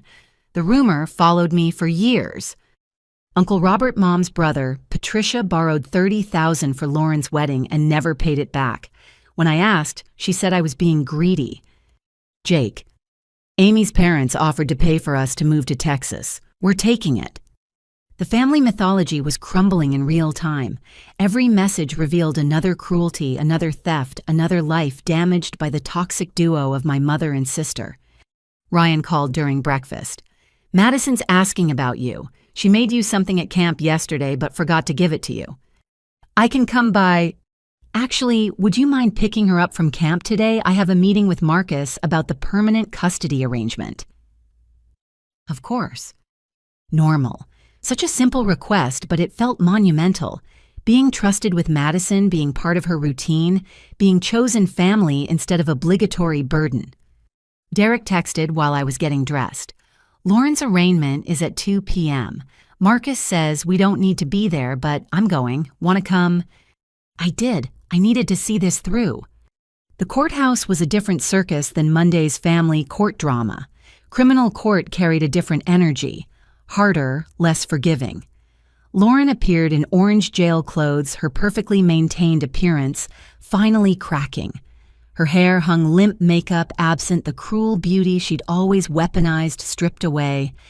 She pleaded not guilty to all charges: assault on a police officer child, abandonment, fraud, violating a restraining order. Her lawyer, looking even more nervous than before, requested bail. "Your Honor." The prosecutor began, "The defendant has significant financial resources obtained through fraudulent means, has threatened witnesses via social media, and has expressed plans to flee the state with the minor child. The people request remand." "That's not true," Lauren shrieked. "I would never—" "Ms. Thompson," the judge interrupted, "you'll have your chance to speak through counsel." Her lawyer made weak arguments about community ties and Lauren's lack of prior record. Then the prosecutor played an audio recording, one of Derek's from the plane to Hawaii. Lauren's voice wine loose and confident. "Once I get Madison back, we're gone. Mexico, maybe. Somewhere Ryan can't follow. I've got enough saved to last a year, and there's always American men looking for a pretty single mom to save." The judge's expression could have frozen hell. "Bail is denied. The defendant will remain in custody pending trial." "No." Lauren lunged toward the gallery where Derek sat. "You bastard, you were supposed to love me." The bailiffs restrained her as she screamed obscenities. Her eyes found mine in the gallery, and the hatred there was pure poison. "You did this," she shrieked as they dragged her away. "You poisoned everyone against me. I'll ruin you. I'll destroy you. You'll never—" The door slammed shut, cutting off her threats. In the hallway afterward, Derek looked shaken. I knew she was toxic, but seeing it like this— "The mask is completely off," I agreed. We were heading for the exit when Patricia appeared, flanked by an expensive-looking lawyer. She'd clearly come for the arraignment, but arrived too late. Her eyes locked on mine with laser focus. "Proud of yourself," she hissed.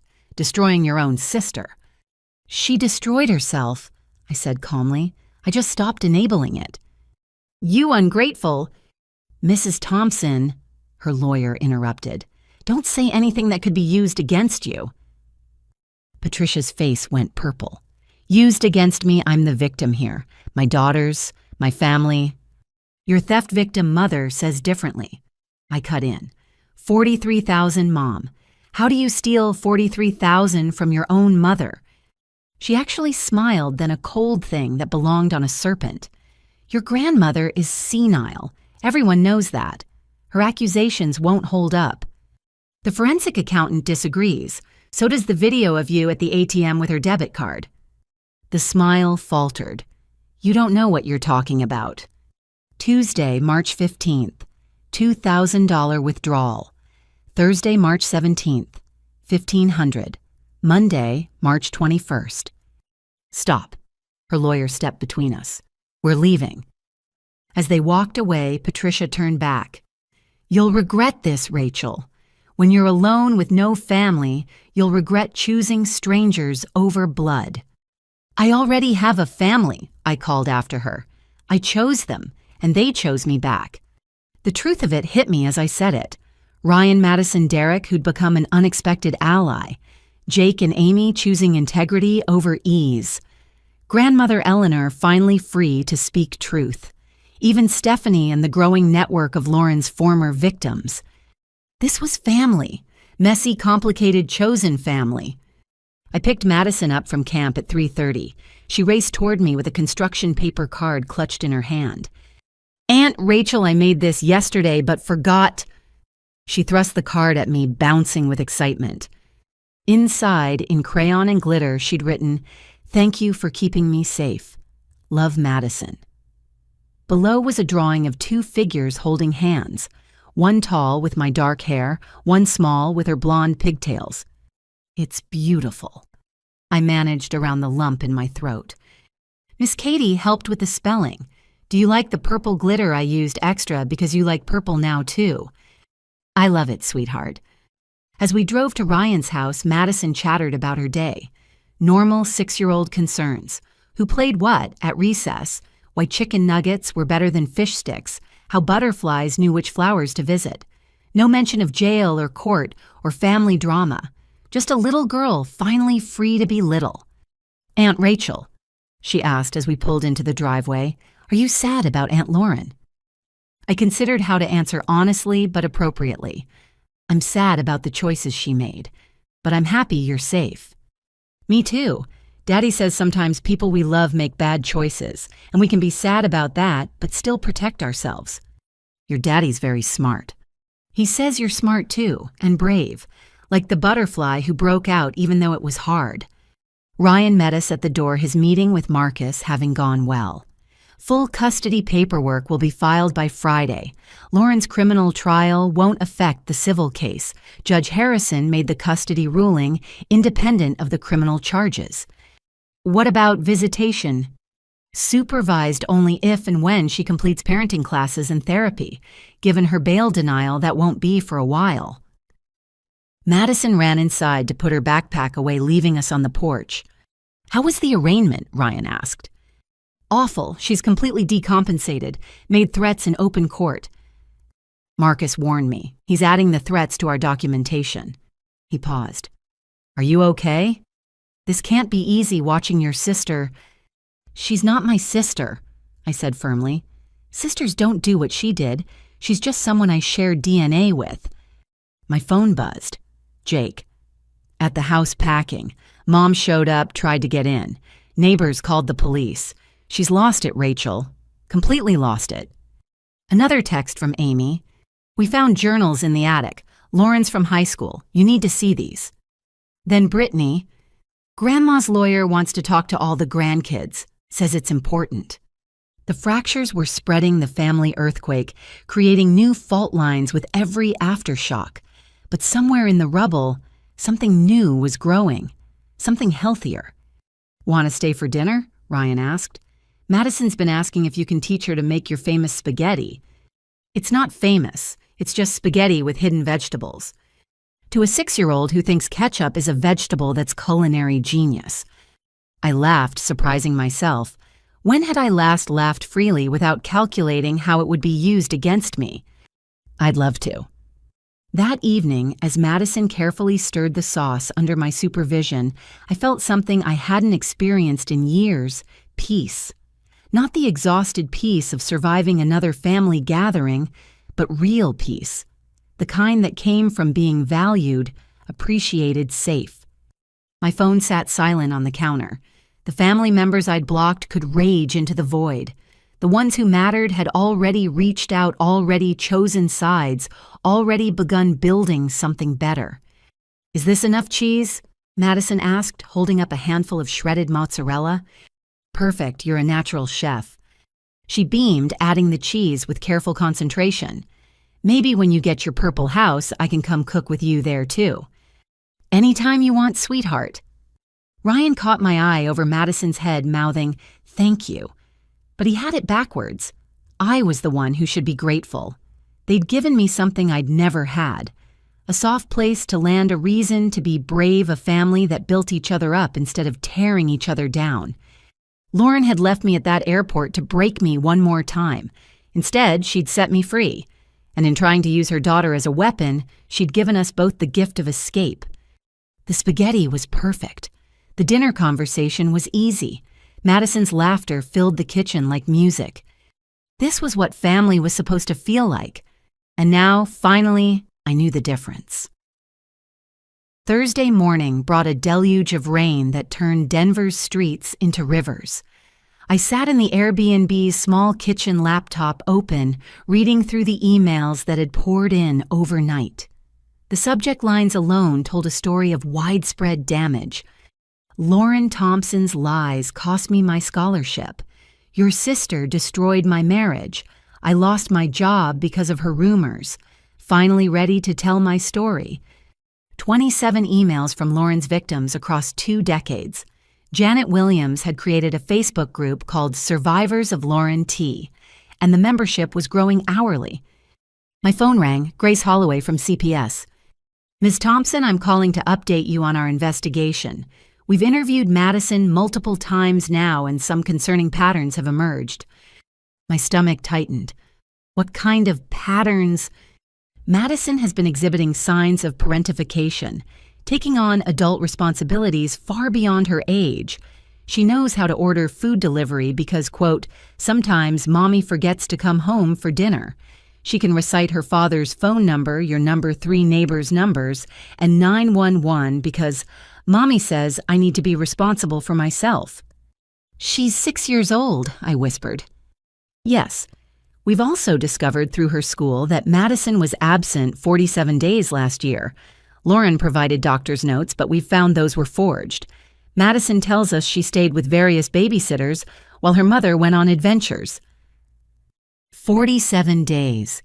The school was preparing to report it when Lauren provided documentation claiming Madison had a chronic illness requiring frequent appointments, all fabricated. Grace paused. There's more. We've been investigating the financial aspect, and it's extensive. Marcus had connected me with Grace, saying the CPS investigation would strengthen the custody case. But this went beyond custody. This was systematic neglect funded by fraud. Madison mentioned a special doctor who gave mommy papers for money. Grace continued. We believe Lauren was claiming disability benefits for Madison based on false diagnoses. The FBI's healthcare fraud unit is now involved. The FBI?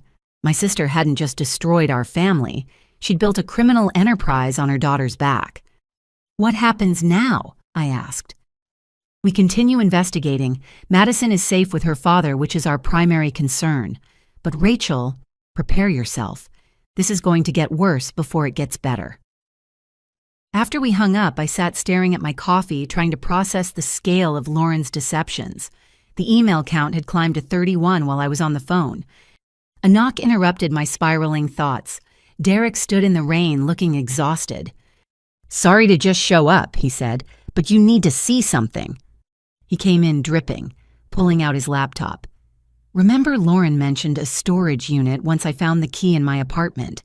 Must have fallen out of her purse. I went there this morning. Derek, that could be considered? I called Marcus first. Since I was on the lease as an authorized person, it's legal. But Rachel... He opened a folder of photos on his laptop. Look. The storage unit was meticulously organized, boxes labeled by year filing cabinets with color-coded folders. It looked like a serial killer's archive if serial killers targeted reputations instead of lives. This one's about you, Derek said, zooming in on a box labeled R. Thompson Ongoing. Inside were photos of me spanning years, at work, at the grocery store, on dates, printouts of my social media, copies of my employment records, medical information, even my credit report. How did she get my medical records? There's a folder labeled Dr. Melissa. Based on the dates, I think she was posing as you to get information. Identity theft. Add it to the growing list of charges. Derek clicked through more photos. Boxes for other victims. Janet Williams, Stephanie's sister, co-workers from Lauren's various jobs, each one a carefully documented destruction. This isn't just cruelty, I said, voice shaking. This is pathological. It gets worse. Derek pulled up a photo of a whiteboard covered in Lauren's handwriting. She was planning something she called the ultimate reset. The board detailed a plan to frame me for abusing Madison, complete with fabricated evidence and coach testimony. She intended to use the false allegations to gain full custody, maximum child support, and sympathy from everyone who'd started questioning her. My hire date at my current job was circled with a note, "R making too much money. Fix this." When was this dated? 2 weeks before the Hawaii trip. Derek met my eyes. I think the airport abandonment was Plan B. This was Plan A. My phone rang, Ryan sounding shaken. "Rachel, are you somewhere secure?" "Yes, why?" "Marcus just called." Lauren made bail. How the judge denied. Different judge emergency appeal. Her lawyer argued the assault was minor first offense, strong community ties. $200,000 cash bond posted an hour ago. Who had $200,000? That's what Marcus is trying to find out. But Rachel, she's out, and the first thing she did was post on Instagram. I pulled up her account with shaking hands. The post was a photo of her and Madison from last Christmas with a caption that made my blood run cold. Temporarily separated from my angel by jealous relatives and a corrupt system. But a mother's love always wins. To those who betrayed me, I forgive, but never forget.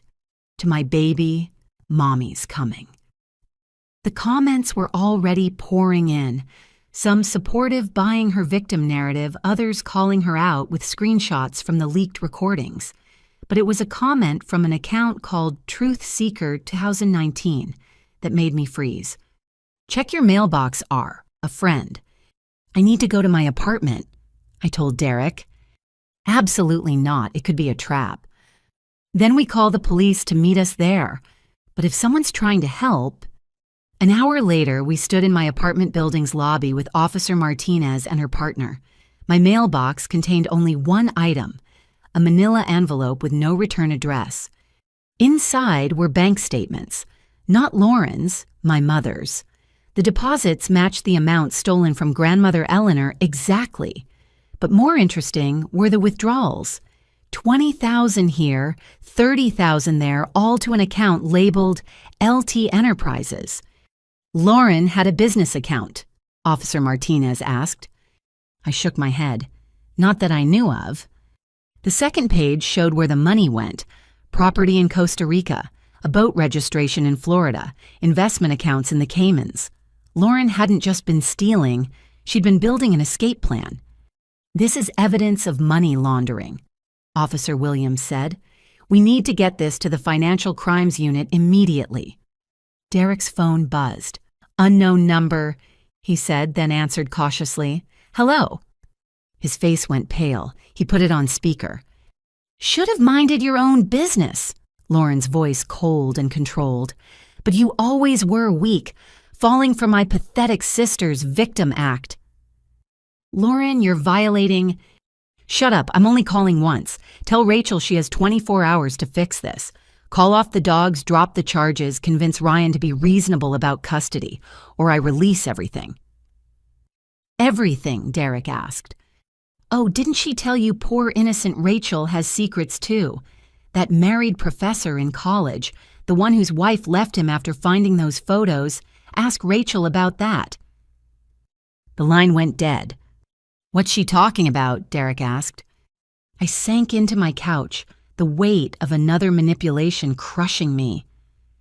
Professor Williams, senior year. He said his marriage was over, that they were separated. I was 22 and stupid.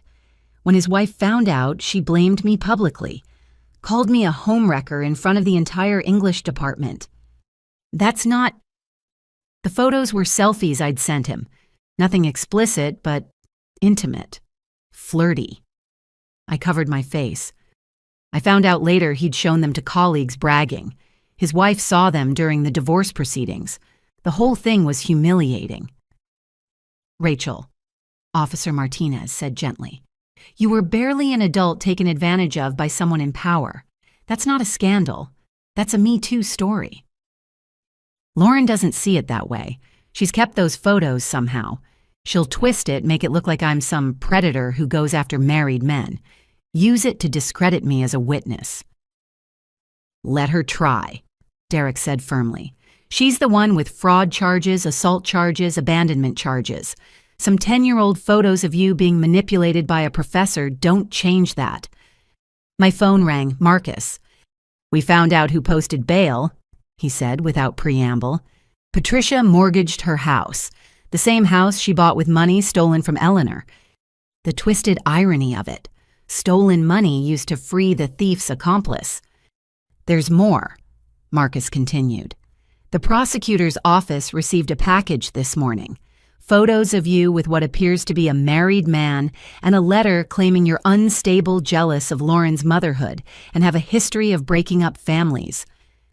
They're from college. I know. Derek already called me. Rachel, this is what we call desperation tactics. It actually helps our case. Shows Lauren's willing to victim blame and manipulate even from jail. Where is she now? Ryan's voice in the background. Unknown. She's supposed to be at her apartment, but the ankle monitor was found cut off in a gas station bathroom an hour ago. Lauren was in the wind, armed with $200,000 in stolen money and a decade of manufactured evidence against me. Security is with Madison at school, Marcus assured us. Ryan's there too. She's safe. Safe for now. But Lauren had shown she was willing to burn everything down rather than lose control. That afternoon, the investigation exploded wide open. The FBI Healthcare Fraud Unit raided Lauren's apartment, finding boxes of forged medical documents. The Financial Crimes Unit traced 67 fraudulent benefits claims across 3 states. The special doctor turned out to be a disgraced physician who sold fake diagnoses for cash, and Lauren was his best customer. She claimed Madison had everything from autism to autoimmune disorders, the lead FBI agent told us. Collected benefits from multiple agencies, often for the same fictional conditions. We're looking at federal charges carrying 20 to 30 years. 20 to 30 years. My sister hadn't just ruined lives. She'd built a criminal empire on lies and a little girl's identity. Jake and Amy arrived as the sun was setting, carrying banker's boxes. Lauren's high school journals, Amy said. You need to read these. The entries were chilling. Detailed plans to humiliate classmates, lists of achievements that were all destructions of others, and pages about me. Always about me. One entry from our shared birthday when she turned 16 and I turned 14. R got more attention today because she won that stupid writing contest. Fix that. Told everyone she copied it from a website. She cried for hours. Victory me. Another from when I got accepted to college. R thinks she's so special with her scholarship. Already told Mom to tell family she only got in because of affirmative action. They believed it. R looked so confused at dinner. Perfect. Page after page of calculated cruelty. She'd been keeping score our entire lives, and I'd never even known we were playing. There's one more thing, Jake said quietly. He pulled out a photo. Lauren and Mom at what looked like a lawyer's office, both smiling. Look at the date. 3 days before the Hawaii trip. They were finalizing something, Jake explained. I found the business card in Mom's desk. It's a family lawyer who specializes in guardianship transfers. The ultimate reset. They'd been planning to have me declared Madison's guardian while Lauren disappeared with the stolen money. I'd be left with a traumatized child and no resources while they started fresh, somewhere tropical. But why abandon her at the airport then? Amy asked. Because I called Ryan, I realized. I ruined their plan by doing the one thing they never expected, choosing Madison's well-being over family loyalty. The investigation would continue for months, but that night we had enough. Enough evidence, enough witnesses, enough truth to ensure Madison would never be a pawn again. Lauren was out there somewhere, probably plotting her next move. Patricia was facing her own charges. The family was shattered beyond repair. But Madison was safe, and sometimes that's all that matters. My phone lit up with a text from Ryan. Madison wants to know if you can come to her school play tomorrow. She's a butterfly. Of course she was. I'll be there, I typed back. Let Lauren scheme. Let Patricia rage. Let the whole toxic family tree burn to ash. I'd be in the auditorium cheering for a little girl in purple wings, finally free to fly. Friday dawned with the kind of pristine clarity that made the mountains look painted against the sky. I'd barely slept, my mind churning through the revelations of Lauren's journals and the guardianship papers. The school play was at 2 p.m., but first there was a meeting that would change everything. Brittany had driven down from Fort Collins at dawn, arriving at the Airbnb with a laptop bag and grim determination. "I've been documenting for 3 years," she announced, setting up her computer on the kitchen table. "Audio recordings, videos, screenshots, everything." "Why?" I asked, pouring coffee with shaking hands. "Because someone had to. Because watching them destroy you was killing me. Because—" She paused, meeting my eyes. "Because when I was 15, Lauren did the same thing to me, made up a rumor about me and my history teacher. I almost got expelled. No one believed me over perfect Lauren. Another victim, another life derailed by my sister's pathology." "Show me," I said. The first video was from Thanksgiving 2 years ago.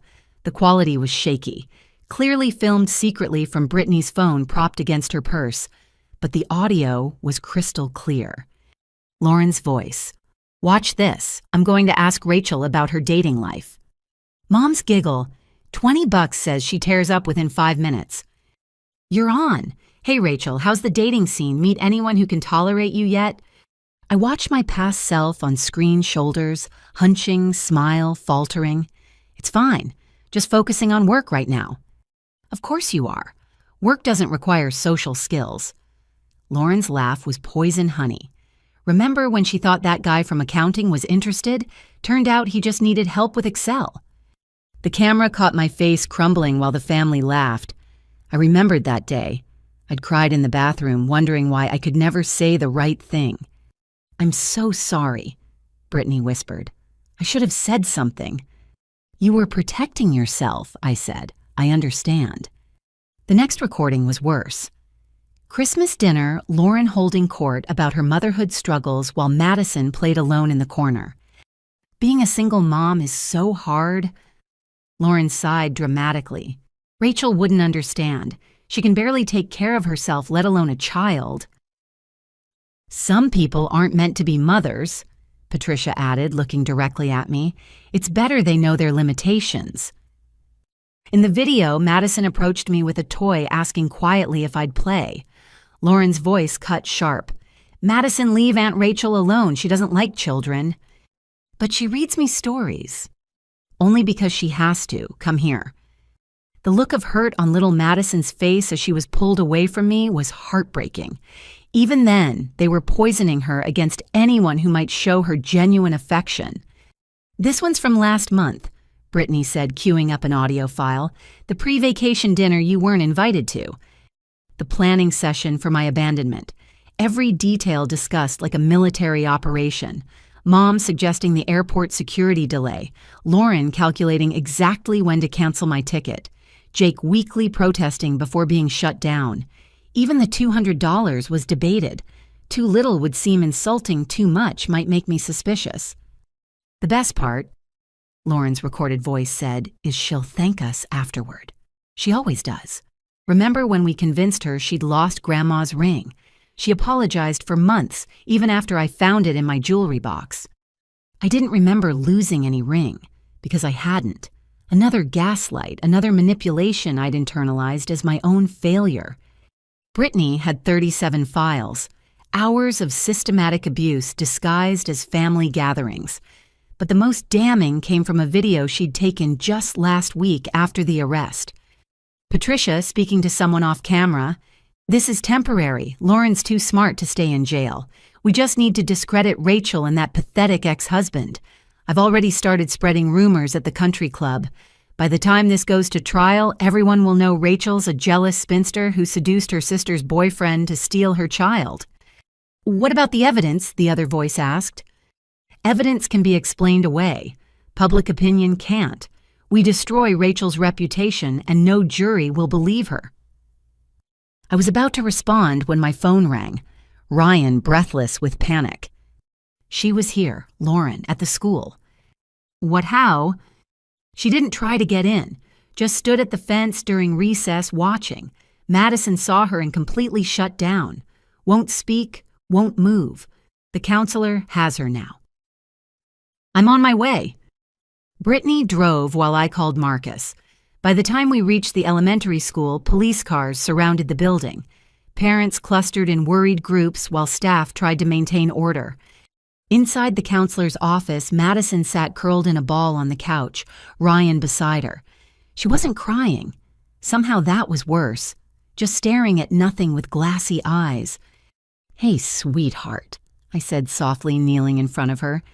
Her eyes focused slightly. "Is Mommy going to take me?" "No, baby, you're safe. Daddy and I won't let anyone take you." She looked mad, like when she used to leave me places. Her voice was tiny, ancient. "I don't want to go to Mrs. Pat's again." "You'll never have to, I promise." The counselor, Mrs. Evans, pulled us aside. "She's dissociating. It's a trauma response. Has she shown signs of this before?" Ryan's face was grim. "After particularly bad weekends with her mother, yes, she'd go quiet for hours. I recommend immediate therapy. This level of fear response in a 6-year-old, Mrs. Evans shook her head. "Whatever she's experienced, it's left deep scars." The school play was canceled. Instead, we spent the afternoon at the child psychologist Marcus recommended. Dr. Patricia Sung was gentle but thorough, using play therapy to help Madison express what words couldn't. While Madison built towers and knocked them down, Dr. Sung observed, "She's recreating scenarios of instability and abandonment. See how she always puts the small doll outside the house? That's herself locked out." "Can you help her?" Ryan asked desperately. "Yes, but it will take time, and she needs absolute stability. Any contact with her mother right now could cause serious psychological damage." Meanwhile, Brittany had taken her recordings to the prosecutor. Within hours, they had enough evidence to upgrade charges against both Lauren and Patricia. The conspiracy to commit fraud, the planned guardianship transfer, the years of documented abuse. It painted a picture of criminal enterprise that shocked even the seasoned investigators. That evening, as I helped Ryan cook dinner while Madison colored quietly at the table, Derek arrived with more news. They found her, Lauren, trying to board a private jet to Costa Rica. "How?" "The boat she bought in Florida. The seller reported it when he saw the news. Coast Guard tracked her to a marina in Miami. She'd hired someone to sail her to international waters, then fly from there." "But they caught her." "Airport security in Miami. She dyed her hair, had fake documents, the works, but they were looking for her." Derek showed us a news article on his phone. "It's already breaking. Denver mom flees country after fraud charges." The mugshot showed a different Lauren. Gone was the polished suburban mom. This woman looked feral, desperate, caught. Her eyes held the kind of rage that came from a narcissist facing consequences for the first time. "What happens now?" I asked. "Federal charges for flight to avoid prosecution. Add that to everything else." Derek shrugged. "She's looking at decades." Madison looked up from her coloring. "Is Mommy going away?" We all froze. How do you explain to a 6-year-old that her mother is a criminal? "Yes, sweetie," Ryan said carefully. "Mommy made some bad choices and has to face consequences. Like a really long time out." "Something like that." Madison considered this, then returned to her coloring. "Good. I don't want her to find me." The simple statement broke my heart. No child should be relieved their parent is imprisoned. Later that night, after Madison was asleep, the adults gathered in Ryan's living room. Brittany had been contacted by the FBI. Her recordings were evidence in a federal case now. "There's something else," she said quietly. "I recorded Patricia trying to hire someone." "Hire someone for what?" She pulled up an audio file. Patricia's voice speaking to an unknown man. "I need dirt on Rachel Thompson. Real or manufactured, I don't care. She's trying to steal my granddaughter, whatever it costs." "When was this?" Marcus asked. "Yesterday, after Lauren made bail." "That's witness intimidation," Marcus said immediately. "We need to report this tonight." As if on cue, my phone buzzed. Unknown number. I almost didn't answer, but something made me pick up. "Miss Thompson, this is Agent Sarah Chen with the FBI. We need to talk to you about your mother's activities. Can you come to the field office tomorrow?" The investigation had expanded beyond Lauren. Patricia was now a target, too. That night, I lay on Ryan's couch. He'd insisted I stay after the school incident, listening to Madison whimpering in her sleep down the hall. Even unconscious, she couldn't escape the trauma her mother had inflicted. My phone showed 53 unread messages. The family group chat Jake had created was exploding with cousins sharing their own stories of abuse. Uncle Robert had hired a lawyer to recover his stolen money. Aunt Helen was flying in to support grandmother Eleanor's case. The empire of manipulation Lauren and Patricia had built was crumbling, and they were taking everyone down with them. But in the morning, Madison woke up and asked for purple pancakes. She smiled when I added extra chocolate chips. She laughed when Ryan made silly voices for her stuffed animals. She was healing, slowly, painfully, but healing. The recordings Brittany had risked so much to capture would ensure Lauren never heard her again. The truth was finally louder than the lies. And sometimes that's the only justice we get. Saturday morning arrived with an unseasonable chill that had everyone reaching for jackets in July. I sat in the FBI field office in downtown Denver, Agent Chen, across from me, while a court reporter documented every word. The walls were government beige, the coffee was government terrible, and the truth spilling out was uglier than any government form could capture. "Your mother hired a private investigator 3 weeks ago," Agent Chen said, sliding surveillance photos across the table. "These were taken outside your apartment, your workplace, and Mr. Torres's home. The images showed a nondescript man photographing me getting mail leaving work picking up Madison from camp. My skin crawled, realizing I'd been watched." "But that's not the concerning part," Agent Chen continued. "The PI contacted us yesterday. He was uncomfortable with your mother's requests." She played a recording, Patricia's voice colder than I'd ever heard it. "I don't care what you have to do. Plant evidence if necessary. I need Rachel discredited before the trial. She's always been weak. Find her breaking point and document it." "The PI refused and came to us," Agent Chen explained. "He's cooperating fully. Your mother offered him $50,000 to manufacture evidence against you. $50,000 while claiming poverty at Lauren's bail hearing. Where would she get that kind of money?" I asked. "We believe she has additional accounts we haven't found yet. Money stolen from your grandmother over years hidden in various investments." Agent Chen pulled out more documents. "We've traced 16 separate accounts so far, totaling approximately $300,000. $300,000, while my grandmother lived modestly in assisted living, believing her savings were gone. "We need your help," Agent Chen said. "You know your mother's patterns, her connections. Help us find the rest." I spent 4 hours detailing every financial conversation I'd witnessed, every suspicious transaction I'd questioned, every time Mom had cried poverty while wearing new jewelry. The scope of the theft was staggering. Not just from grandmother Eleanor, but from Uncle Robert, Aunt Helen, even small amounts from cousins who'd trusted her with investments. "She's been running a family Ponzi scheme," Agent Chen concluded. "Taking from one relative to pay another, skimming off the top, keeping everyone too ashamed to compare notes." While I was at the FBI office, Ryan texted updates. Madison's therapy session had gone well. She'd drawn a picture of herself inside a castle with Ryan and me protecting the walls. The therapist said it showed she was beginning to feel secure. But then Lauren's lawyer filed an emergency motion, claiming parental alienation, hearing set for Monday. Even from federal custody, she was still fighting for control. Marcus met me outside the federal building looking exhausted but determined. "The emergency motion is garbage, but we need to respond.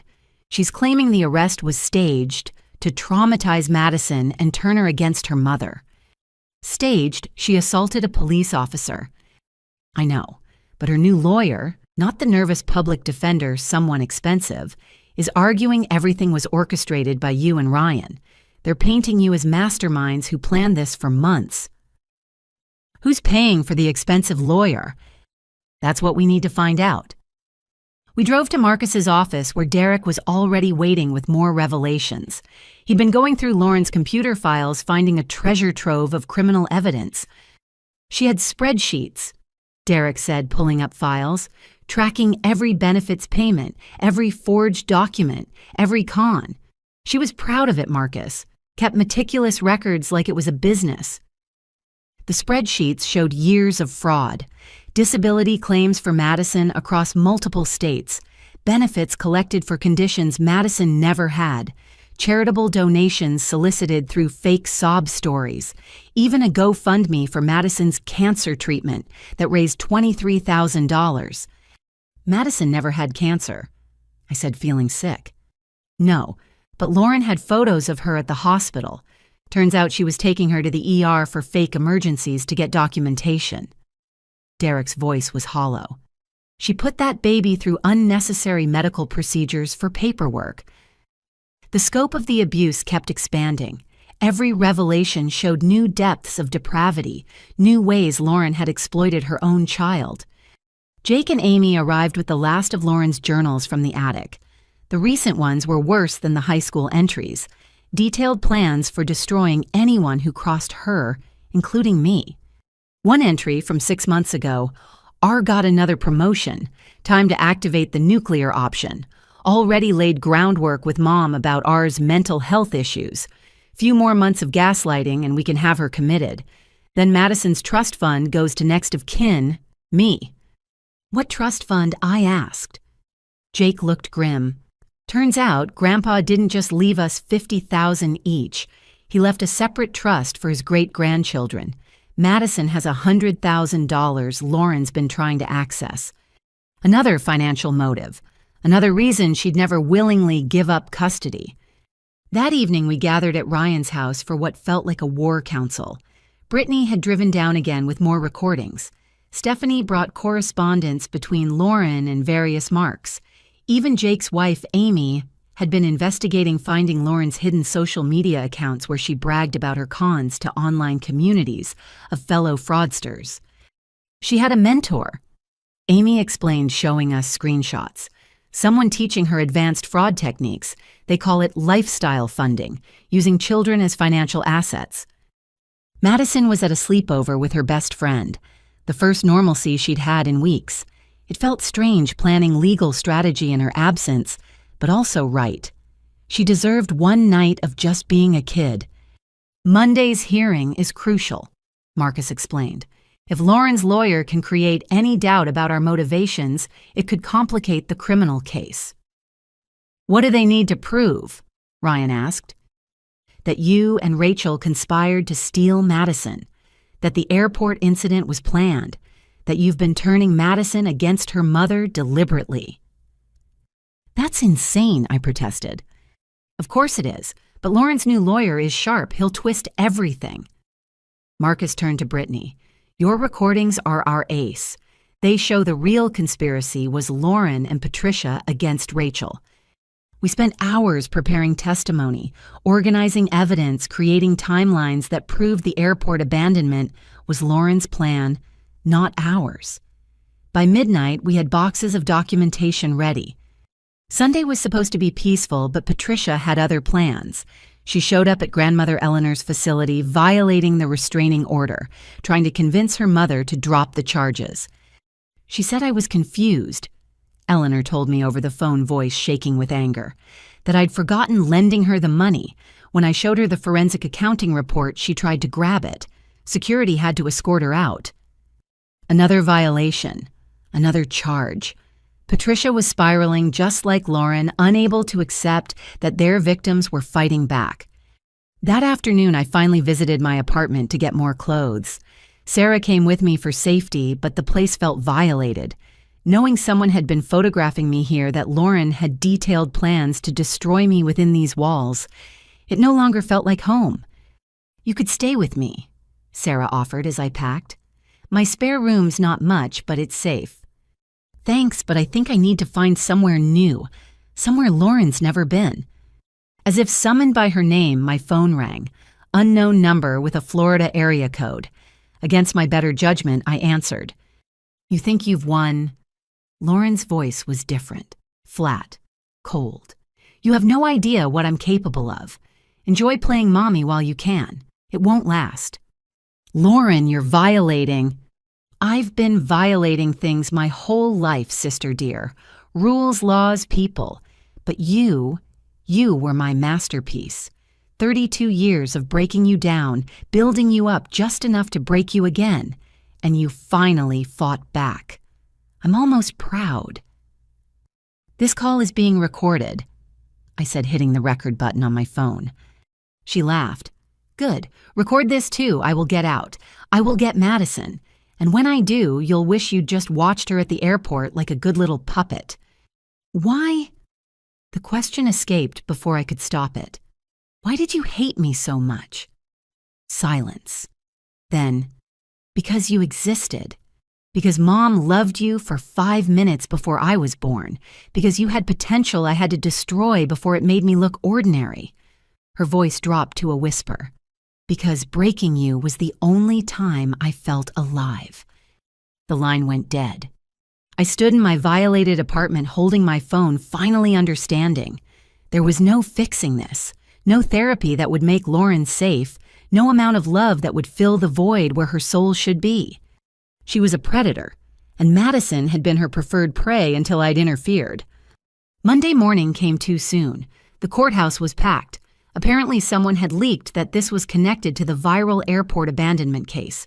Reporters crowded the steps while security tried to maintain order. Inside, Lauren appeared via video link from federal custody.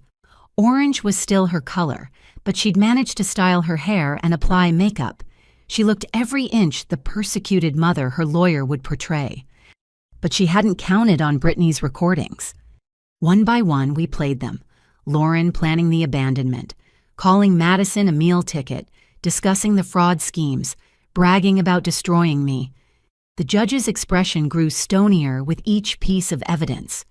"Your Honor," Lauren's lawyer argued, "these recordings were obtained without my client's consent.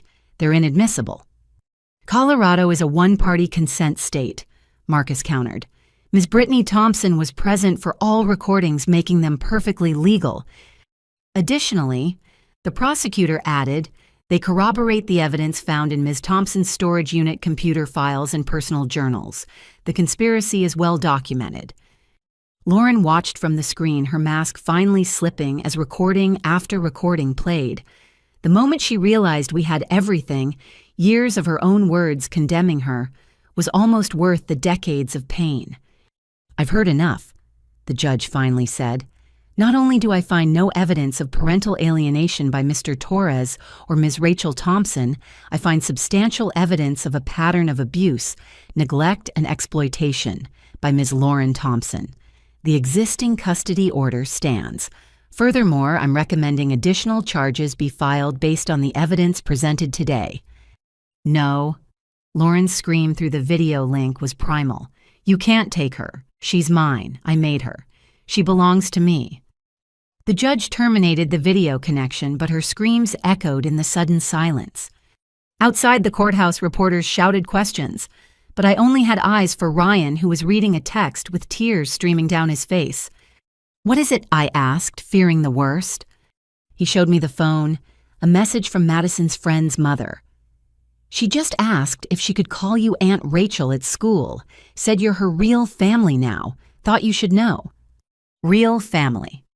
As we drove away from the courthouse, leaving Lauren to rage in her cage and Patricia to face her own legal reckoning, I thought about Madison's butterfly drawing, how she'd painted me with wings finally free.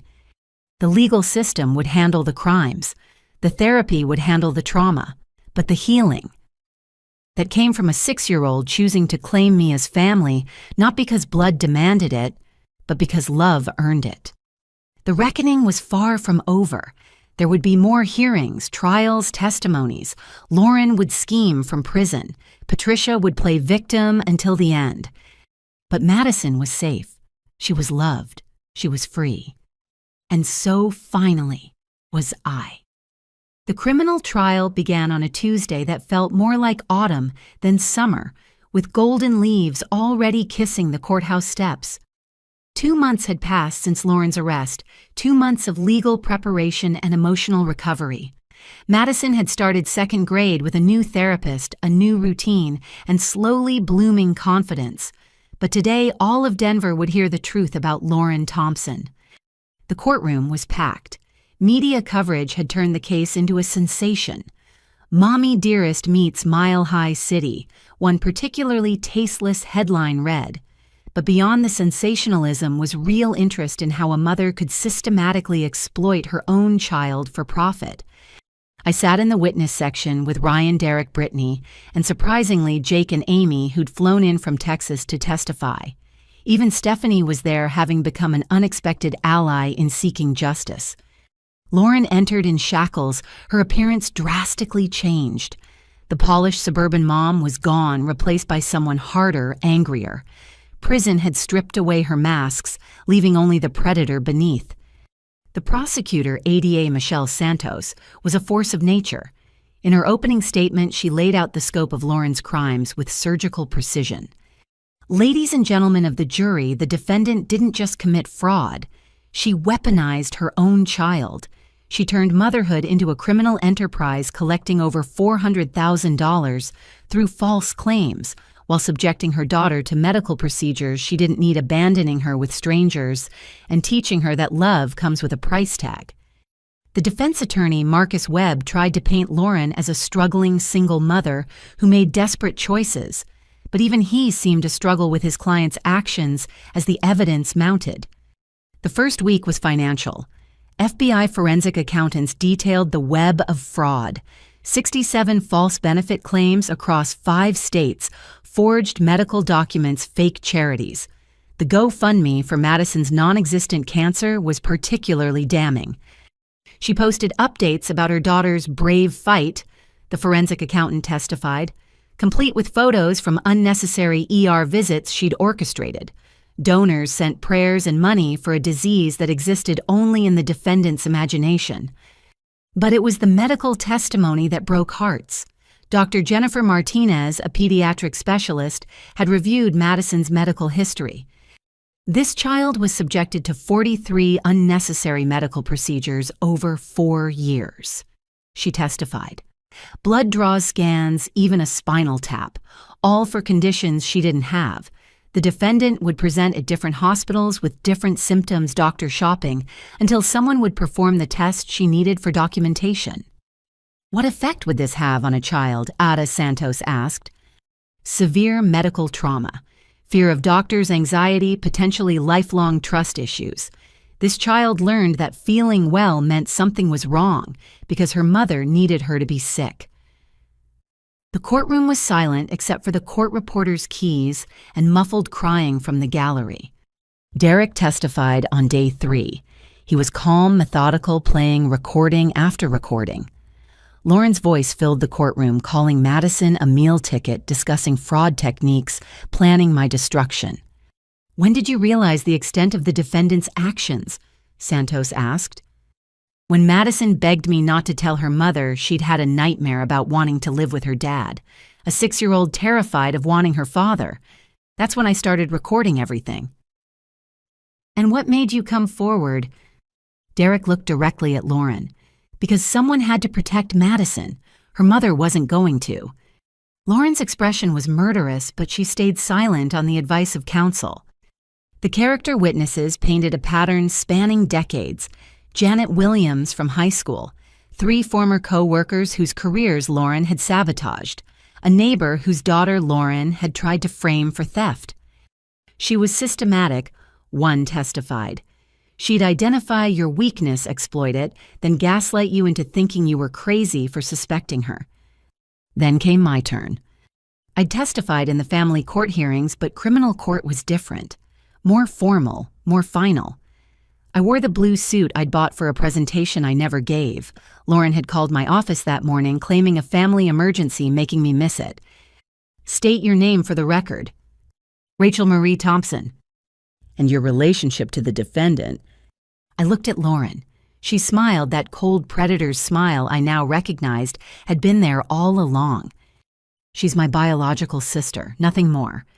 Ada Santos walked me through 32 years of systematic abuse, the stolen Columbia acceptance, the sabotaged promotion, the Christmas gifts hidden while I was gaslit into believing I'd forgotten them. But all of that pales compared to what she did to Madison. I said, my voice steady despite the tears. She turned a beautiful, innocent child into a commodity, taught her that love was transactional, abandoned her with strangers while collecting checks in her name. Objection, Webb called. Witness is testifying to facts not in evidence. Sustained as to the characterization. Jury will disregard the opinion about love being transactional. But the jury had heard it, and their faces showed they agreed. Ms. Thompson, Santos continued, tell us about the airport incident. I detailed that morning. The planned abandonment, the canceled ticket, the note treating Madison like an inconvenience worth $200. The courtroom was riveted. And when you found the defendant's records in the storage unit, what did you discover?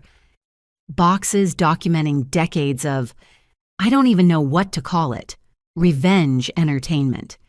She had photos of every person she'd hurt, records of every lie, every scheme, and a box labeled R. Thompson, ongoing. What was in your box? I took a breath. 32 years of surveillance. Photos, documents, plans to destroy every good thing in my life. She had my college acceptance letter, the one she stole, my promotion evaluation that she sabotaged, even love letters from relationships she'd ruined. My voice cracked. My entire life was her game. Objection. Webb stood, prejudicial and inflammatory. Overruled. The witness is describing evidence found in the defendant's possession.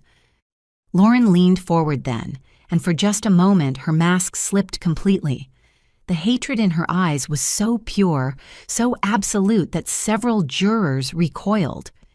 The prosecutor showed the jury selections from my box, photos of me crying at family gatherings, transcripts of calls to my employer spreading lies, the Columbia letter with destroyed written across it in Lauren's handwriting. Why? Santos asked simply. Why did she target you so relentlessly? Because I existed, I said, echoing Lauren's own words from that phone call. Because I had potential she needed to destroy. Because breaking me made her feel powerful. The cross-examination was brutal. Webb tried to paint me as jealous, unstable, vengeful. But Brittany's recordings had already played. The jury had heard Lauren's own voice describing her crimes. His attacks fell flat against the evidence. Isn't it true you've always been jealous of my client's beauty, her success, her motherhood? No, I've been afraid of her. There's a difference. You expect this jury to believe you were afraid of your own sister. I expect the jury to listen to the recordings where she detailed plans to have me committed to steal my inheritance, where she laughed about making me cry, where she called her daughter a meal ticket. I met his eyes steadily. Fear was the only rational response. Patricia testified later that week trying to salvage her daughter's reputation, but the prosecutor was ready. Mrs. Thompson, are you currently facing charges for theft and fraud? I don't see how that's relevant. It's relevant because you stole $43,000 from your own mother while claiming she was senile, just as your daughter stole Madison's childhood while claiming to be a devoted mother. Objection. Sustained. Jury will disregard the comparison. But again, the damage was done. Patricia's credibility crumbled as Santos presented evidence of her own crimes, her participation in Lauren's schemes, the recordings of her planning my destruction alongside her daughter. You raised a criminal, Santos said flatly. And when she got caught, you mortgaged a house bought with stolen money to bail her out. That's not mother's love. That's criminal conspiracy. Ryan testified about finding Madison abandoned with strangers, the medical trauma, the therapy sessions, where she'd finally begun revealing the extent of her fear. She asked me if jail was like a timeout for grown-ups. He said, voice breaking. I said, yes. She said, good. Mommy needs a really long time out to think about her bad choices. Even at 6, she understood her mother needed to be stopped. The most damning testimony came from someone unexpected, the special doctor who'd provided fake diagnoses. He'd made a deal with prosecutors, and his testimony was devastating. Ms. Thompson was my best client, he admitted. She knew exactly what documentation each agency required. She'd coach the child on symptoms, even give her ipecac to make her vomit before ER visits.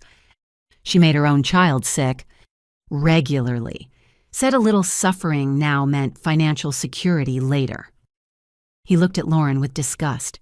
I've done terrible things, but even I had limits. When she asked me to document injuries that would suggest abuse by the father, I refused. That's when she threatened to expose my operation. The gallery gasped. Lauren had been willing to frame Ryan for abuse to secure full custody and more benefits. Madison never testified. The judge ruled her too young, too traumatized. Instead, her words came through her therapist teachers and the forensic interviewer who'd worked with her. She told me, Mommy loves money more than me, the interviewer testified. When I asked how she knew, she said, because she told people I was her meal ticket. I don't know what that means, but it's not what mommies call their babies. The defense's case was thin.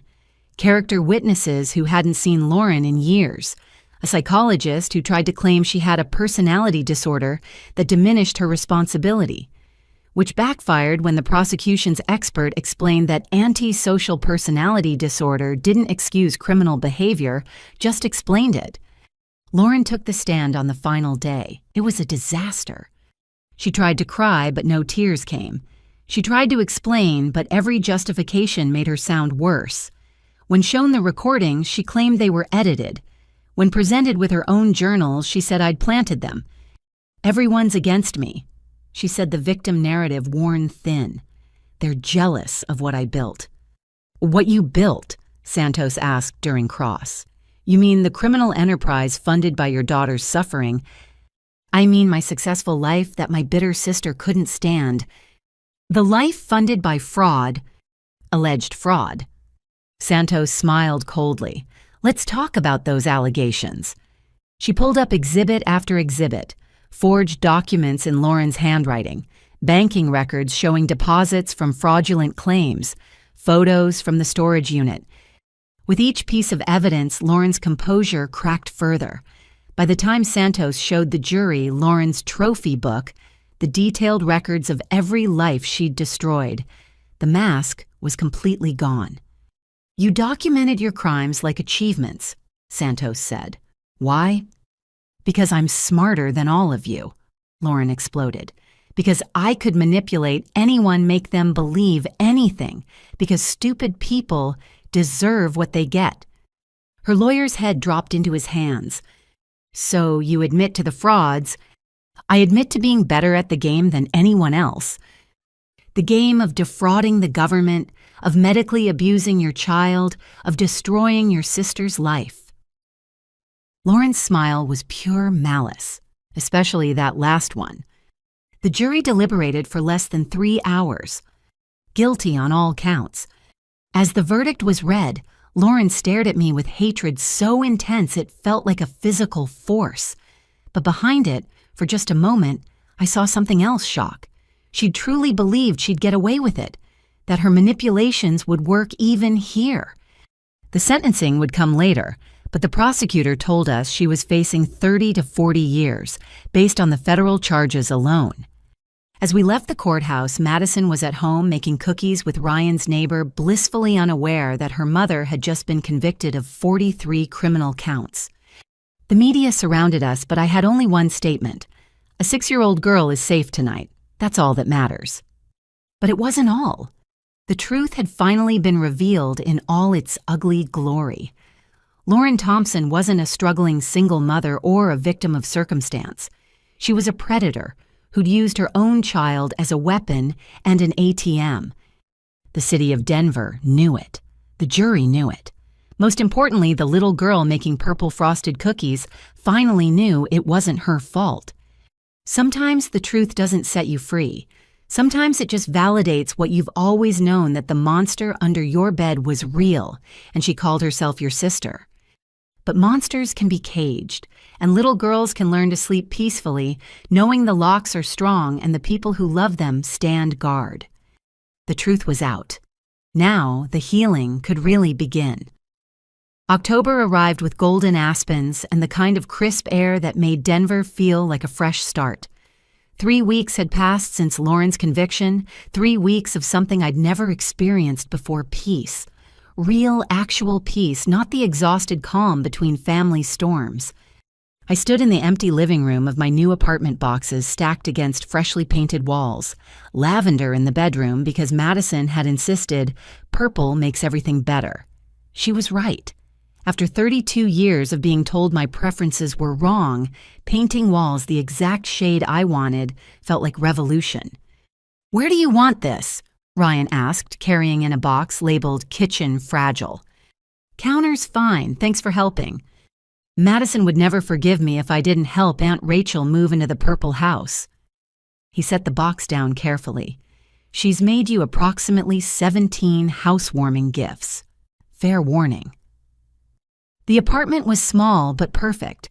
A 1-bedroom in Jefferson Park with mountain views and, crucially, security that required multiple access codes. After everything, safety trumped square footage. My phone buzzed. Dr. Sung, Madison's therapist. "Wonderful session today. She drew her family. You're officially in the center with her and Ryan. No mention of Lauren for the first time." Progress. Slow sometimes, painful, but real progress. Jake and Amy had visited last weekend with their boys and new baby girl. Watching my brother actively choose to break the cycle of toxicity gave me hope. He'd started therapy himself, working through years of complicity and learned behaviors. "I keep thinking about all the times I laughed along," he'd told me over coffee. Every cruel joke, every manipulation I witnessed. I was so focused on not being the target that I became an accomplice. "We all did what we had to do to survive," I'd replied. "The important thing is what we do now." Amy had been firmer. "We're teaching our kids that family means supporting each other, not tearing each other down. They'll never experience what you did, Rachel. Never." My own therapy had started 2 weeks after the trial. Dr. Jennifer Reeves specialized in complex family trauma and hadn't blinked when I'd explained 32 years of systematic abuse. "You're not crazy," she'd said in our first session, and I'd burst into tears. "Your responses were normal reactions to abnormal treatment. The hypervigilance, the people-pleasing, the inability to trust your own perceptions. That's what psychological abuse does. But you survived. And more importantly, you saved Madison from the same fate." The work was hard. Unlearning decades of programmed responses, learning to recognize gaslighting, practicing setting boundaries without guilt. Some days I'd catch myself apologizing for existing and have to consciously stop. "Healing isn't linear," Dr. Reeves reminded me weekly. "There will be setbacks. That's normal." The setbacks came in unexpected ways. A stranger's laugh that sounded like Lauren's. A blonde woman at the grocery store who made my heart race until I realized it wasn't her. The automatic flinch when someone complimented me, waiting for the cruel punchline. But there were breakthroughs too. The first time I disagreed with someone without apologizing.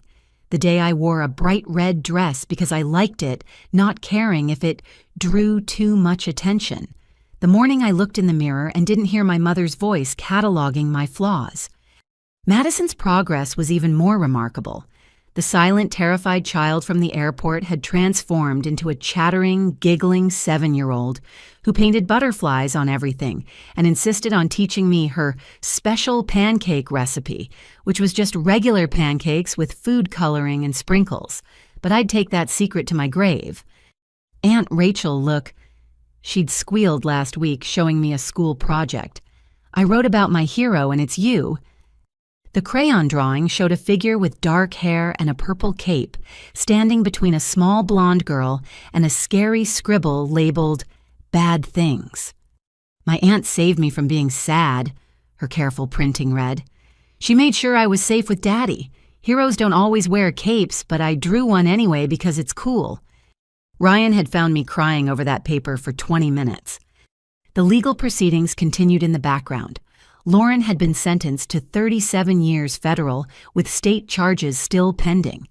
Patricia got 5 years for fraud and theft, though her lawyer was appealing. The family money was slowly being recovered and returned to its rightful owners. Grandmother Eleanor had moved to a better facility one Patricia couldn't access. I visited her weekly, and we were slowly building the relationship my mother had sabotaged. "I should have protected you," she'd say each visit. "We protected Madison," I'd reply. "That's what matters now." Derek had become an unexpected friend. He was in therapy too, processing his own trauma from the relationship. We met for coffee, occasionally bonded by the unique experience of surviving Lauren's manipulation.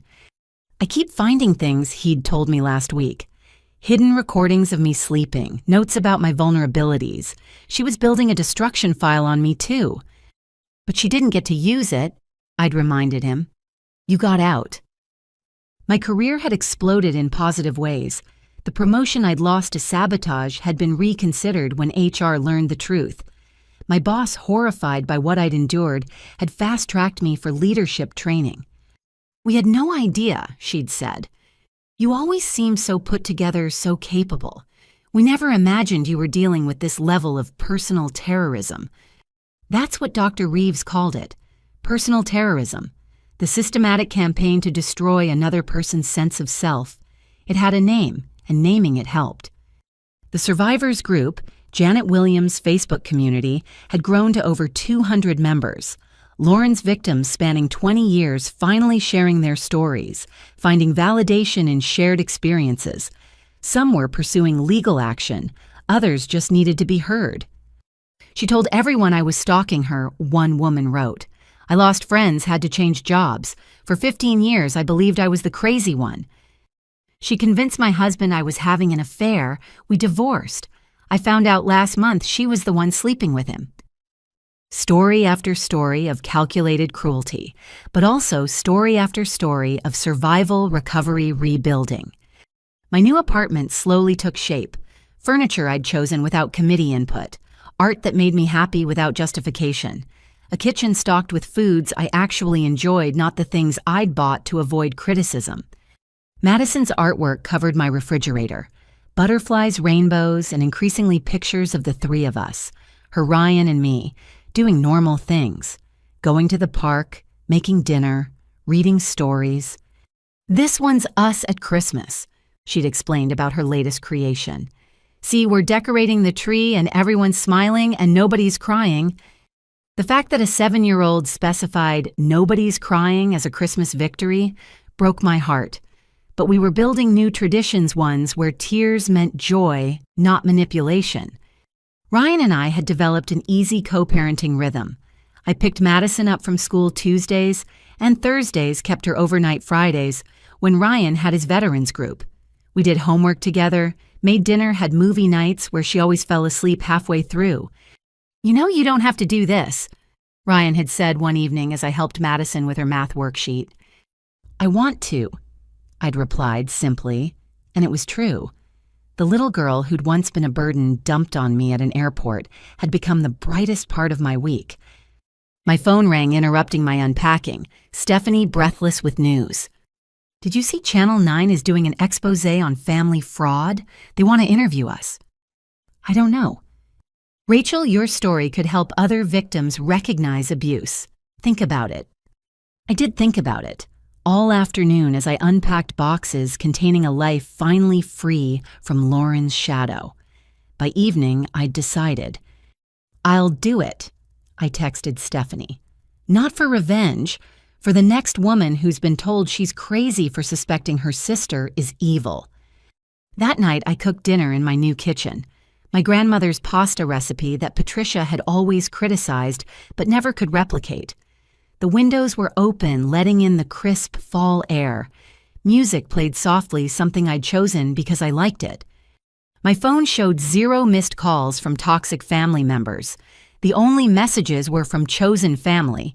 Ryan confirming Friday pickup, Jake sending photos of the baby Brittany asking about coffee next week. For the first time in 32 years, I sat down to eat without calculating who might criticize my portion, size, my table manners, my existence. The pasta was perfect. The silence was golden. The freedom was intoxicating. Healing wasn't complete. Maybe it never would be. The scars from 3 decades of abuse don't vanish with a verdict and a new apartment. But I was learning to see them as proof of survival, not evidence of weakness. Madison had the right idea with her butterflies. The struggle to break free from the cocoon was painful, necessary, transforming. And on the other side, wings spread wide in the Colorado sunset, I finally understood what it meant to fly. The healing had begun, and unlike Lauren's manufactured drama, this was real, messy, imperfect, and absolutely beautiful. Tomorrow, Madison would help me hang curtains in the purple bedroom. We'd probably make a mess and eat too much ice cream and laugh at nothing in particular. Normal things, healing things. Things that proved the best revenge wasn't revenge at all. It was simply living well, loving freely, and teaching a little girl that families were meant to be safe harbors, not war zones. The war was over. The rebuilding had begun. And for the first time in my life, I was home. 1 year later, I stood in the same Terminal C at Denver International Airport where my life had shattered and reformed. But this time, everything was different. Madison's hand was warm in mine by choice, not manipulation. Ryan stood beside us checking our boarding passes with the easy confidence of someone who'd taught hundreds to fly. Flight 447 to Honolulu, now boarding families with small children, the gate agent announced. Madison bounced on her toes, her purple carry-on backpack jingling with carefully packed treasures. That's us. We're a family with a small child. That's me. Ryan and I exchanged amused glances. In the past year, we'd become something indefinable, not romantic, but far more than co-parents. Trauma-bonded family, Dr. Reeves called it. Whatever the label, it worked. Remember what we practiced? I asked Madison.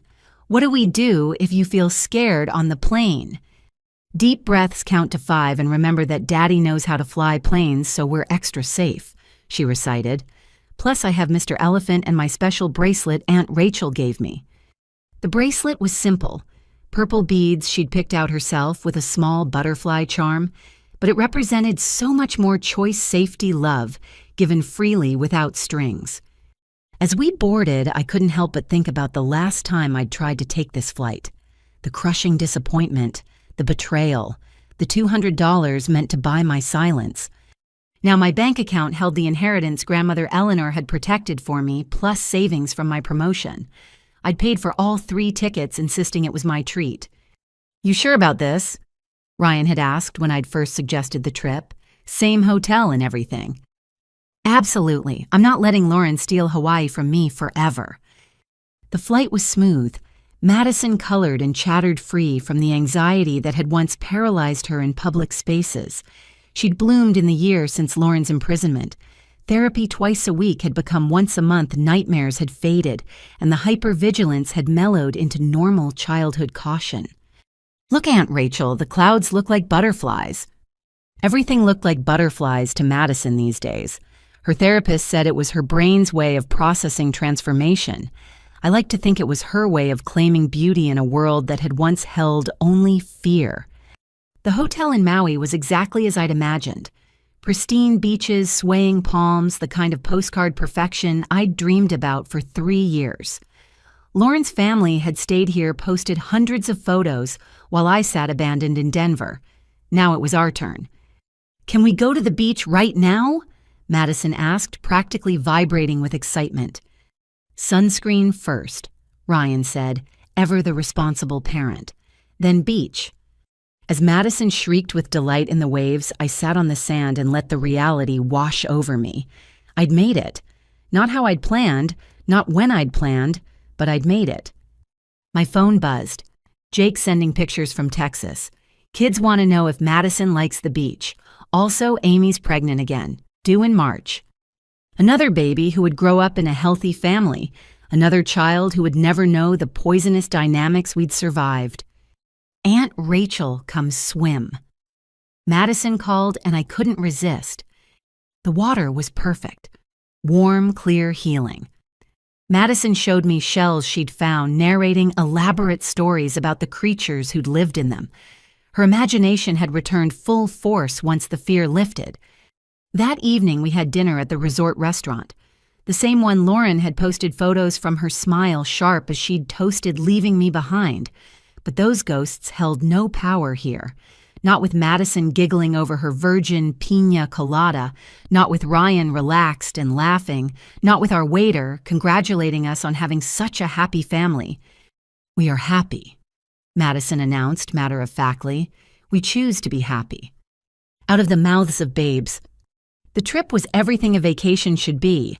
Relaxing fun, full of small adventures and lazy mornings. Madison tried snorkeling and declared herself a professional fish watcher. Ryan taught her to build elaborate sandcastles. I read 3 books and didn't apologize once for being antisocial. On our last night, we sat on the beach watching the sunset. Madison had finally crashed after a day of nonstop activity, sleeping against Ryan's shoulder. "Thank you," he said quietly. "For this, for everything, for saving her." "We saved each other," I replied. "All 3 of us."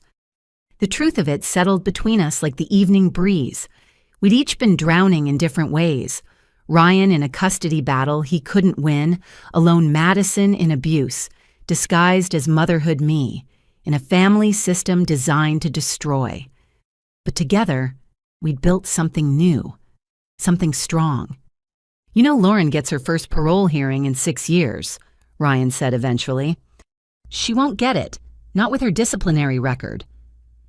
Lauren had not adjusted well to prison accumulating infractions for manipulation contraband and one spectacular attempt to forge legal documents. What if she does eventually? I looked at Madison, peaceful in sleep, butterfly clips in her hair. "Then we'll deal with it, together. With lawyers and restraining orders and whatever else it takes. She'll never touch Madison again." "Or you," Ryan added firmly. The flight home was bittersweet. Vacation was over, but real life had become something worth returning to. My apartment with its purple walls, my job where I was valued, Sunday dinners with chosen family, Madison's school plays where I always had a front row seat. As we collected our luggage in Denver, I noticed a familiar figure by the exit. Stephanie holding a "Welcome Home Butterfly Family" sign decorated with Madison's artwork. "Surprise," she called. "Brittany's idea. She's in the car. We're taking you home in style." Madison ran to hug her, chattering about every detail of the trip. The family that had schemed to destroy me had been replaced by people who showed up with silly signs and genuine smiles. In the car, Brittany had news. "Grandma Eleanor's doing great. She wanted me to tell you she's proud of you for taking the Hawaii trip. Says it's the ultimate victory." It was. Not because I'd gotten some petty revenge, but because I'd refused to let trauma win. The same beach, the same hotel, but completely different meaning. What had been stolen had been reclaimed and transformed into something better. "Oh, and Lauren's prison blog got shut down," Stephanie added with barely concealed glee. "Turns out you can't run a wrongfully convicted mother's support group when you're on tape calling your kid a meal ticket." We all laughed. Not cruel laughter like the family gatherings of old, but the clean humor of people who'd survived something terrible together. Back at Ryan's house, Madison carefully unpacked her souvenirs. Shells, postcards, a ukulele. She definitely didn't know how to play. Each item was placed with reverence, physical proof of joy Lauren couldn't steal. "Aunt Rachel," Madison asked as I tucked her into bed, "can we go back next year?" "If you want to." "I do, but maybe somewhere new. Daddy says there are beaches all over the world." Somewhere new. What a perfect metaphor for our lives. As I drove back to my apartment, I thought about the note Lauren had left in that airport. "Babysitter, you'll have fun together." Mocking. Cruel. Certain I'd comply. She'd been right about one thing. Madison and I did have fun together. Just not the desperate, trapped kind Lauren had envisioned. Real fun. Chosen fun. Family fun. My phone lit up with our trip photos that Ryan had shared. Madison building sandcastles, the three of us at dinner, the sunset from our last night, normal vacation pictures that felt miraculous in their ordinariness. I'd been the abandoned one, the afterthought, the family scapegoat for 32 years. But sitting in my purple-walled apartment surrounded by evidence of love freely given and received, I realized the ultimate truth. They'd meant to break me by leaving me behind. Instead, they'd set me free. And in trying to use Madison as a weapon, they'd given us both the gift of finding real family. Lauren was in a cage she'd built herself, serving 37 years for crimes she'd documented with pride. Patricia was in minimum security, writing letters no one answered. The family that had found such joy in cruelty had scattered to the winds. But Madison was thriving. Ryan had found peace, and I'd discovered that the best revenge really was living well. Not to spite anyone, but simply because we deserved it. The last laugh wasn't cruel or calculated. It was Madison's giggle as she played in the waves, Ryan's easy smile over dinner, my own reflection in the mirror finally seeing someone worthy of love and respect. Lauren had thought she was the master manipulator documenting her victories in secret boxes, but the real victory was simpler. A 7-year-old girl who felt safe, a father who'd fought for his daughter, and an aunt who'd chosen protection over compliance. "When she comes back, I'll be the one laughing," Lauren had written in that airport note. But she'd never come back, not to the life she'd built on lies, not to the daughter she'd seen as property, not to the sister she'd tortured for sport. That life was gone, demolished by truth and justice and the simple act of one phone call to the right person. And we weren't laughing at her. We were just laughing, freely, openly, without calculation or cruelty. The way families were supposed to laugh, the way we'd learned to laugh once the shadow lifted.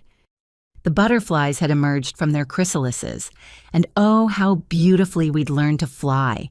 Did you have a toxic family member who tried to sabotage your happiness?